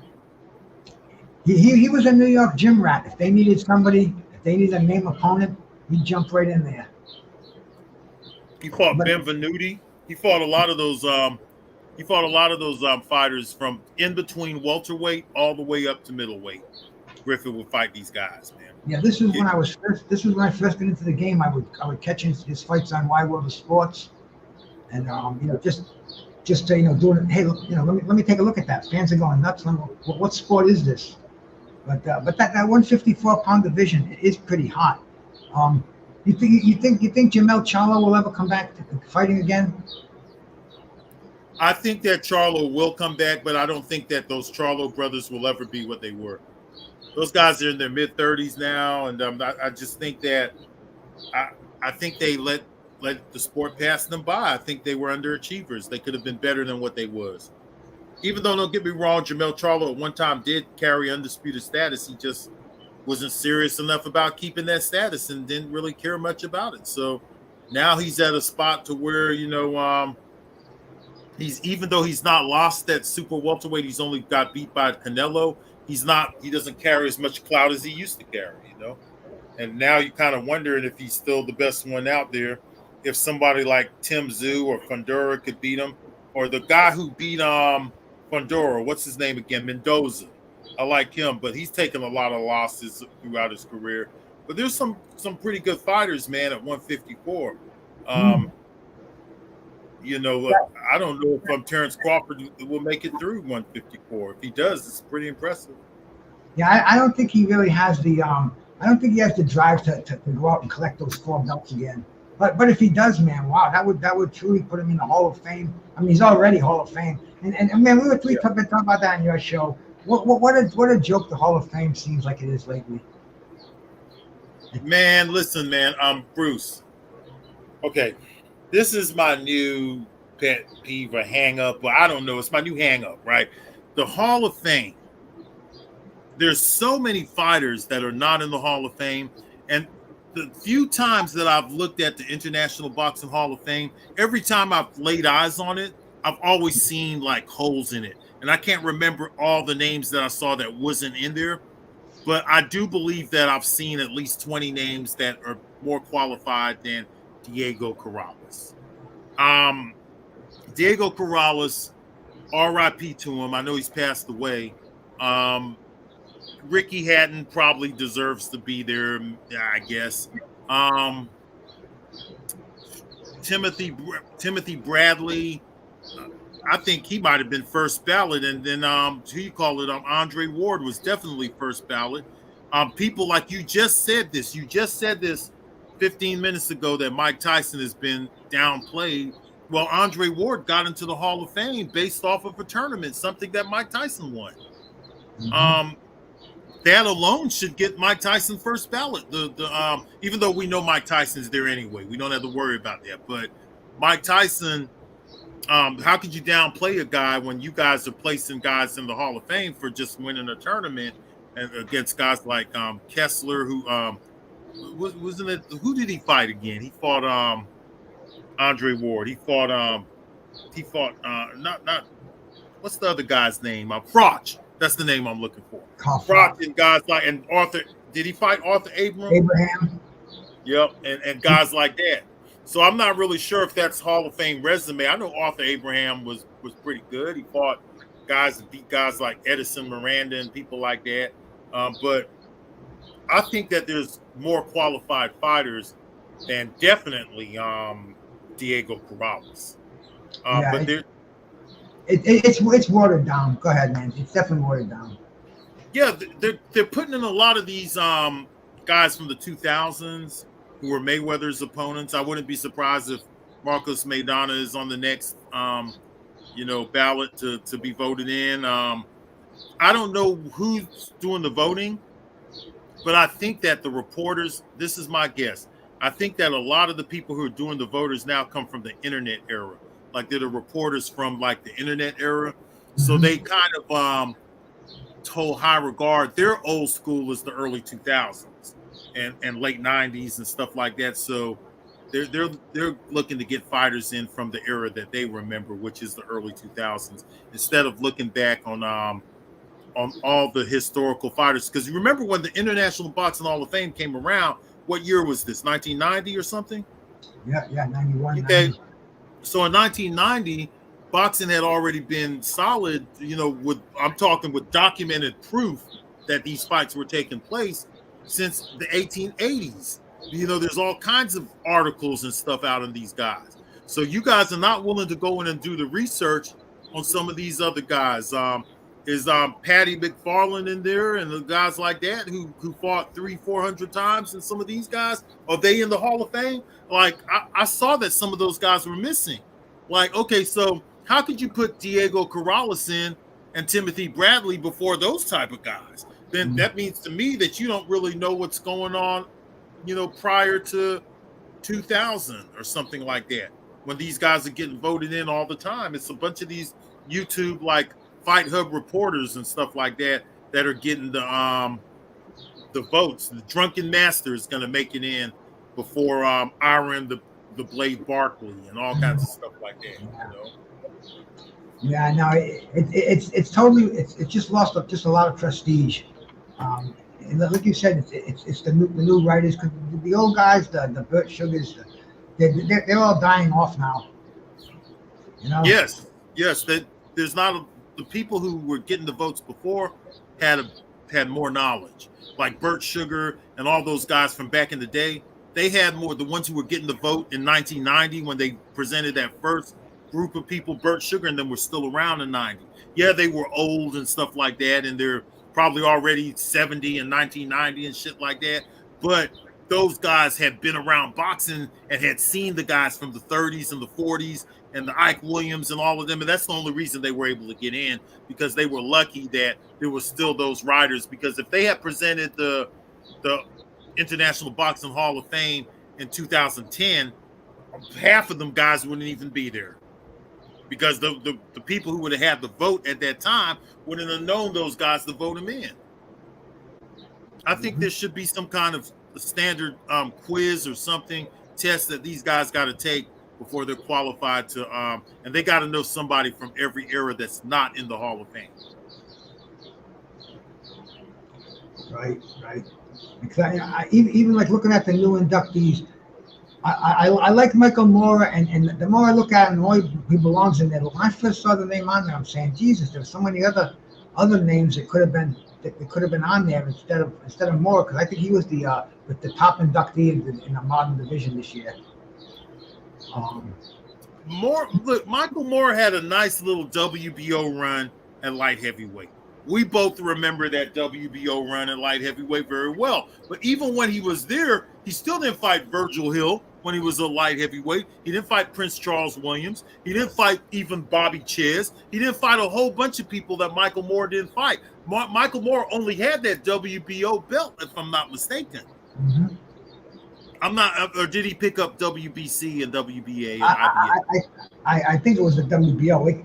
We can look it up, but just my premises on it was is he Hall of Fame worthy?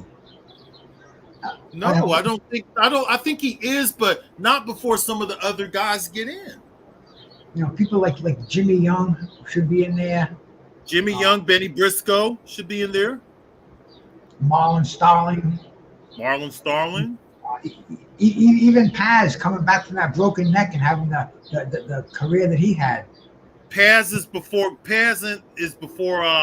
Michael Moore. I can tell you that. There's a bunch of these guys that are not there, man. Especially the guys from like the 30s and 20s and stuff, like who was fighting some of those great fighters like Mickey Walker and stuff like that. When I start reading about some of these guys, like when I'm doing the Jack Britton research and I read about Patty McFarland and people like that, those guys better be in the Hall of Fame. I'm not sure if they're there or not, but there's a lot of holes in the International Hall of Fame. It's getting to look like the Rock and Roll Hall of Fame. When you have major groups that did a whole bunch of stuff that's not in the Rock and Roll Hall of Fame. You know what I'm saying? Like Iron Maiden, not in the Rock and Roll Hall of Fame or something like that. You know what I'm saying? It's beginning to look like that, man. Echo, what's up, buddy? Hey, how you doing? How's everybody? How's it going, Echo? I'm good. How are you? I'm doing good, man. A long time no see. I know, right? Yeah, I've been really busy. I mean, I know you've been busy as well, but I've got a lot of things on at the moment, so not much time on YouTube or anywhere, really, to be honest. What do you like about boxing these days, Echo? Not a lot. We're just shooting the shit about whatever's going on over here, man. Talking some Not boxing with my brother Blood. not a lot, really, to be honest, because everybody's making excuses about everything, and there's not many people testing themselves nowadays. You know, I mean, you've got Devin Haney wanting to retire. I mean, come on, he lost one fight. I mean, maybe it went the wrong way, and maybe it wasn't the best way to lose, but just dust yourself off and come back. You know, that's the best way to get rid of all the doubters. You know, have a rematch. Somebody asked you a question out there. Did you ever meet Kirkland Lang? No, but I was I went to the Colin Jones, the 2 fights when he fought Colin Jones. Colin Jones. He had a good performance in the first fight against Milton McCrory. Yeah. McCrory was on his way to becoming a WBA welterweight titleist, and nope. Colin Jones said, "Not today, Milton." Yeah, Colin Jones knocked out Kirkland Lang with the same punch. It looked like a replay of the first fight and the second fight. It looked like a duplicate. He was winning the fight and he got caught with a left hook again. Because Colin Jones had a great left hook. He had a very good left hook, and he knocked him out with both in the fight, in the first fight and the second fight, with the same punch. It looked like a replay of the first one. It was. I remember that fight very well. I do. Yeah, Colin Jones was a good fighter. He fought Don Curry as well. Let me name two guys. Let me do something real quick. Okay, Echo and Bruce Cass. Okay, so we know that Michael Moore made it into the Hall of Fame. What's his name? Floyd Mayweather's guy, Diego Corrales, made it into the Hall of Fame. Ricky had a few guys. Okay, now De Jesus, I'm looking at a list of people that are not in the Hall of Fame. Esteban De Jesus is not there, right? Oh dear. Okay. You can't tell me that De Jesus shouldn't have got in before Michael Moore and fucking Diego Corrales, right? Tippy Larkin is not in the Hall of Fame. That's pretty ridiculous to me. Eddie Booker, you guys have heard of Eddie Booker before. Yeah, the Murderer's Row, yeah. Yep, Marlon Starlin isn't there. George McFadden isn't there. McFarley isn't there. Patty DeMarco isn't there. There's a whole bunch of these guys. Meldrick Taylor is not there. Jimmy Young isn't there. Chris Eubank isn't there. Nigel Benn isn't there. Steve Collins, Michael Nunn is not there yet. So how could these guys get in before Michael Nunn, Diego Corrales, and people like that? Simon Brown isn't there. How could they get in before these guys? Because the guys today don't know those fighters. They don't know those guys, man. I mean, Duran, he beat. I mean, Esteban De Jesus beat Duran for the first time. That was November 17th, 1972. That was his first loss. Then his next loss was against Sugar Ray Leonard again in 1980. That was what was that? June. No, that was June 20th, wasn't it? 25th. Hey man, you know the date better than I do. Now the year I could agree. Now the date I don't know it like that. Yeah, because Duran beat Buchanan in 26th of June 72. Then he beat De Jesus again in 74. Then he beat him again in 76. Harold Lederman was one of the referees. I mean, was one of the judges in that fight. And Arthur McCanty was the ref as well. And Richard Steele was one of the refs in, I think, the 76th fight. I think, yeah, no, the 78 De Jesus fight. Richard Steele was the referee. Yep. Tony Zale is there, Joe. Tony Zale is there.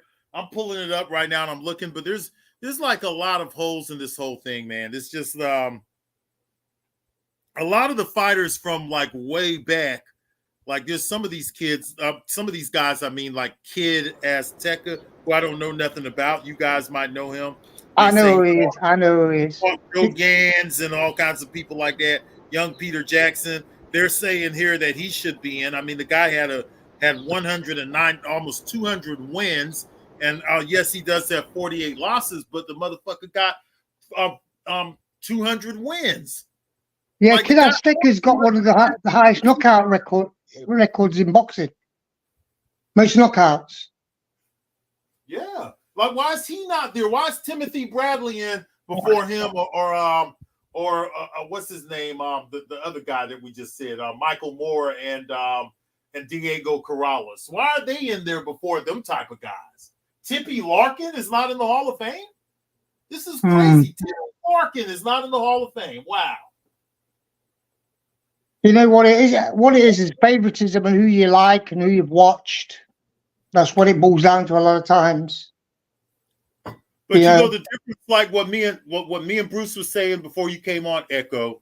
Yeah. That guys like Bert Sugar, the old school guys who were the historians, the ones who were already like back in 1990 when they presented the Hall of Fame, they might have already been 70, 75 years old in 1990. That group of guys were born in the 1920s and the 19-teens and stuff. Those guys knew boxing better. They knew boxing. The guys who were experts back then knew boxing better than the ones today. Well, I've got all their books, you know, Bert Sugar's. I've got all the old books from all the old guys, you know, from all the legends, you know, of that time. You know, Bud Schulberg, you know, Peter Heller, all those guys. But those are the guys that we have to respect because they knew boxing. They knew boxing over. You know, they weren't distracted by anything else. Those guys were boxing purists and true experts. They weren't halftime boxing experts and halftime MMA experts. They were all boxing. Those guys lived and breathed boxing back in the day, and they were better for voting for Hall of Fame because the guys today, they're very limited and stuck in their era and stuff like that. Well, it's like when they talk about, you know, the Murderer's Row, you know, those books were written by there was 6 books basically written called Black Murderer's Row. Right. And it's called they were called Black Dynamite, by the way. I know exactly what you're talking about. Yeah. And they're very rare. They're very rare to get. I mean, I've got them, but they're not easy to get. I mean, I've got some really rare books. But the thing is, for you to get all the information about all the boxers, you know, like, you know, Charlie Burley, Ezard Charles, Eddie Booker, Aaron Wade, and all those guys, you got all the information in those books. Now, you know. And you won't be able to get it, you know, from the internet so easy. You know what I mean? I mean, like the Coco Kid and Lord Marshall and Jimmy Bivins and people like that, you know. But if you'd have got those books, they're the books that people should get if they want to know about that era and them eras, you know, about people like Sam McVeigh and people like that. Well, you know, it's Sam McVeigh and Harry Wills and all them guys. They fought a guy named Jeff Clark, and that was around in the teens in the 1920s, all the way from, you know, the turn of the century to then. Yeah. Jeff Clark is a fighter that had, you know, it says right here, this guy had nearly 200 bouts, right? And this guy's not in the Hall of Fame. That's a problem. They're not. It's like forgotten. People have forgotten all these guys. That's a problem. They've forgotten everybody. You know, they don't realize who's who anymore and what went. I've always said this: if somebody can appreciate where they've come from, you know, it's like if anybody achieves greatness, it is because they've stood on the shoulders of giants. They've had to go. They've got to realize where they've came from and who they're you know. following. Because if you don't know where you came from, how do you know where you're going to go? Exactly. Kid Norfolk is not in the Hall of Fame. Okay, so I don't understand how a guy who has 200 plus fights and over 100 knockouts and who fought in the era of smaller gloves is not in the Hall of Fame, but Timothy Bradley and Diego Corrales is there. Like, I just don't get this. Like, there's like the right people are not voting at all. They're not even putting these guys on the ballot and stuff like that. Well, I mean, there should be a lot of them in the Hall of Fame. Really, I mean, like Esteban Diaz. I mean, he beat Duran when he was at his peak. You know, exactly. I mean, maybe it was an off day for Duran. I think you underestimated him in the fight. He actually said that to his coach, that he didn't prepare properly, but he still got beat. You know what I mean? And Diaz gave him 3 hard fights. You know, so then the first loss was in 72. That was November 17th. So, I mean, you've got to give him some credit for that. Exactly. But see, it's like this guy right here in Bruce's comment section. His name is the Squared Circle with Tech.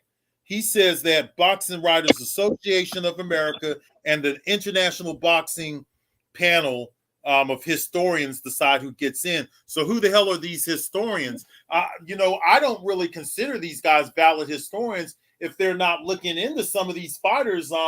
You know, if they're not looking into these guys like Tippett Larkin and these guys, then they're not historians, in my opinion. Well, it's like, how many people really that watch boxing now know who Benny Leonard was? They don't know. They have no idea that the guy was a triple undisputed champion. And he's the longest lightweight champion of all time. There you go. The good thing about him, though, is he is in the Hall of Fame. Because the only reason why he's in the Hall of Fame, though, is because when they presented the International Boxing Hall of Fame in 1990, the guys who were voting back then knew who he was, right? They knew who he was when they voted for this shit 34 years ago. 34 years ago, those guys were still around. Well, the first Boxing Hall of Fame was founded in 54, so it was 55 when it first started. Well, yeah, don't they have like 2 different versions of it? Because in 1990 they presented the International Boxing Hall of Fame. There was versions of it prior to that. Yeah, absolutely. 1955. Right. And that, I'm pretty sure that if you get a group of writers from 1955, they're going to be totally different because they're going to know the boxers starting all the way from the turn of the century and a little bit before. Of course. I mean, all of those guys. Most don't, though. That's the problem. They don't really understand. I mean, if you ask somebody, you know, it's like Jimmy Wild, right? I mean, he had like 98 KOs and out of 137 wins, which is probably the highest percentage of anybody that knocked anybody out, of any boxer. You know, I mean, most people don't even realize how great he was. Same as, you know, somebody like, I'm trying to think. I mean, the heavyweight knockout record is held by, what's his name? The Ambling Alp. Oh, yeah. It is. He holds the most knockouts in heavyweight boxing. He does. Is Len Wickwar in the Hall of Fame? I don't know. I'm not even sure about that. I know he's had so many. I don't think he is, and I don't think Kid BB is there either. The guys who had the most fights, they're not there. I think it's because they weren't world champions. That's probably why. But that's bullshit, man. You know why it's bullshit? Because all those belts were not available back then. Yeah. Right. Because Kid BB fought them all. He fought McFarlane. He fought Britton and all them guys. Kid Lewis and them. He fought all those guys, man. And he had 500 fights. And Len Whitmore and all them guys. Why are they not? Just because they weren't world champions? So Benny Briscoe, because he wasn't a world champion, he doesn't belong in the Hall of Fame. When he had all those legendary fights and stuff like that with Carlos Monzon and giving him a lot of problems, Emil Griffith. He even fought Hagler. He fought some of everybody. There was only one belt around at the time. There was two. There was the WBA and WBC, but for the most of the time, that thing was unified, except for when it split with Rodrigo Valdez. I'm not even sure. I think Rodrigo Valdez is there though, because I looked, and I think he's there. But is Marcel Cerdan there? What's that? Marcel Cerdan, is he there? I'm not. I doubt it. Because he had 114 fights, blood, and he lost twice, and both of them was he got disqualified in 2, right? And he had 110 wins. He had over 60. I think it was 65 knockouts. I think. Marcel Cerdan in the international boxing. He should be there, man. Is he there, Bruce? I'm gonna find out in a second. Yeah, he had 114 wins from what I remember, and 110. No, 114 fights, 110 wins, and 2 of them were disqualifications that he lost. And he was going to have the rematch with what's his name, Jake LaMotta, but he died in a plane crash. Yeah, he's in it. Oh, he's in it. Oh, okay, well, at least I put somebody great in there. That's good. Well, you know, the non-title holders that are in it, that should be like guys like Jerry Quarry, Ernie Shavers, definitely should be in there. Is Ernie Shavers Ali, isn't it? Jerry Quarry. Is Ernie Shavers in there? Yeah, I'm pretty sure Shavers is in there. Well, if Shavers is in there, then Briscoe should be in there because Briscoe had more title shots than Shavers. Let me see if Shavers is in there. Is Ernie Shavers in the International Boxing Hall of Fame? Is Seferino Garcia in there? Yeah, Shavers is in there. I knew he was there, but I just wanted to check and see. Okay. The way my mind is, but yeah, and Jerry Quarry too, because I saw Jerry Quarry's acceptance speech. So Jerry Quarry is in the Hall of Fame? Yeah, Jerry's in there too. Riddick Bowe's in there. Then why isn't the Blade Barkley in the Hall of Fame? He was a world champion. Exactly. And my friend Tim Witherspoon also. He was a well, he should be because he's a great fighter. Witherspoon should have been in before Quarry. I'm sorry. Yeah. Is Seferino Garcia in there? I think so. Because he fought what's his name, Armstrong, didn't he? In 1938, he fought him. No, I think he's in there. I think I recall. And in 1940, he fought him as well.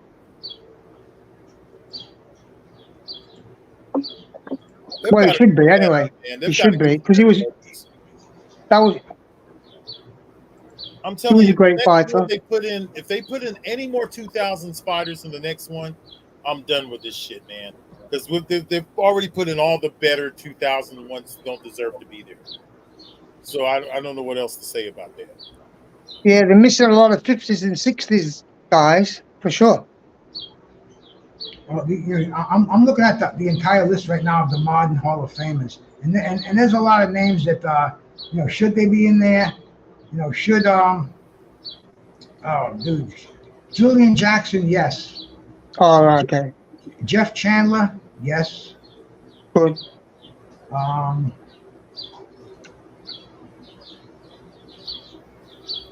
Ray Boom Boom Mancini. Ray Boom Boom is in, yeah. I think he's in. Well, they're very deserving of it anyway. So. Dwight Crowley, definitely. But yet Eddie Booker and Jack Chase ain't there. What about Billy Joyce ain't there? Tippy Larkin ain't there. What about those eras? Would people forget about those guys? What about Holman Williams? Because he was a great fighter. I think he might be there. I think Williams is there.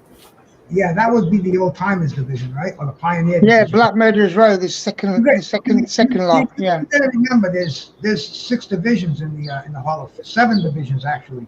You got the modern division, you got the modern women's, you got the old timers, women's trailblazers, pioneers, non-participants, and observers. So they got room for a lot of people in there besides just male boxers, which is kind of sad.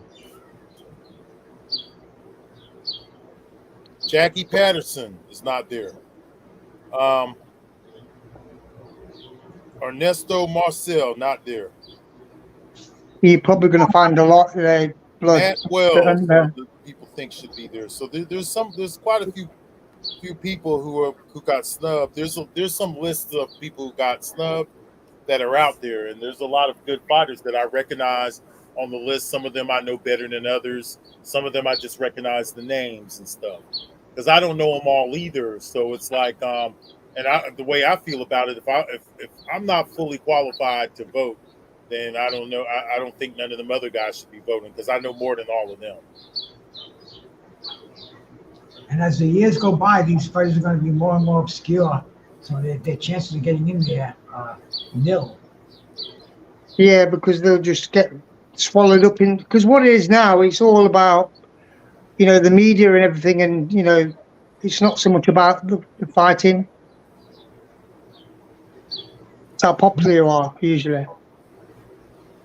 Yeah, Rasclot Jerry Quarry is in the Hall of Fame. Ain't that a bitch? They might as well put Cooney in too if they're going to put Quarry in. Quarry never won no world title. I know he was a Golden Gloves champion. Is Cooney not in there? No, Cooney's not there. Quarry's there. Really? Okay. I kid you not. You're going to put Quarry in, you might as well put in Oscar Bonavina and them guys too. Yeah, of course. Wow. What about Victor Galindez? Somebody like that? Is he in there? Maybe I'm wrong. Maybe I'm wrong about Jerry Quarry. I did see him make a speech there, but maybe he wasn't inducted. My maybe bad. it was the State Hall of Fame or something because he don't. No. It was Canastota because there's his brother Bob had to go there with him. To help him to actually make the speech. I guess they just honored him there, but I was almost positive, but my bad. Okay. Is Carlos Palomino in there? If they had put Jerry Quarry in the Hall of Fame, that would have just qualified like 40 heavyweights right off the bat, right? If they put him in there. Is Carlos Palomino in there? He's definitely in there. He should be. He is. He's in there. There's no fucking way he's not in there. Because he fought Duran, didn't he? Yep. Cuevas should be in there too. A lot. Yeah, Pena Cuevas, yeah. Yeah, Cuevas. What did he have? 12 defenses? What about Saul Mumbai? 9 defenses. He's not there, and he was unified too. What about Saul Mumbai? That's a good name right there. Because he fought Duran in 1976. I think it was 4th of May. Saul's not in there. No, he's not in there. No, he was actually one of the oldest active boxers for a while. Yeah, he wanted to make a comeback in his 50s, didn't he? I remember that. I'll tell you what, that guy, he's more qualified. So Mumbai, he's more qualified than Diego Corrales. Yeah, for sure. That group of riders, they did that just because that guy has fought Floyd Mayweather. Esteban de Jesus should be in there. He should be in there. I'm not sure if he's in there, but he should be.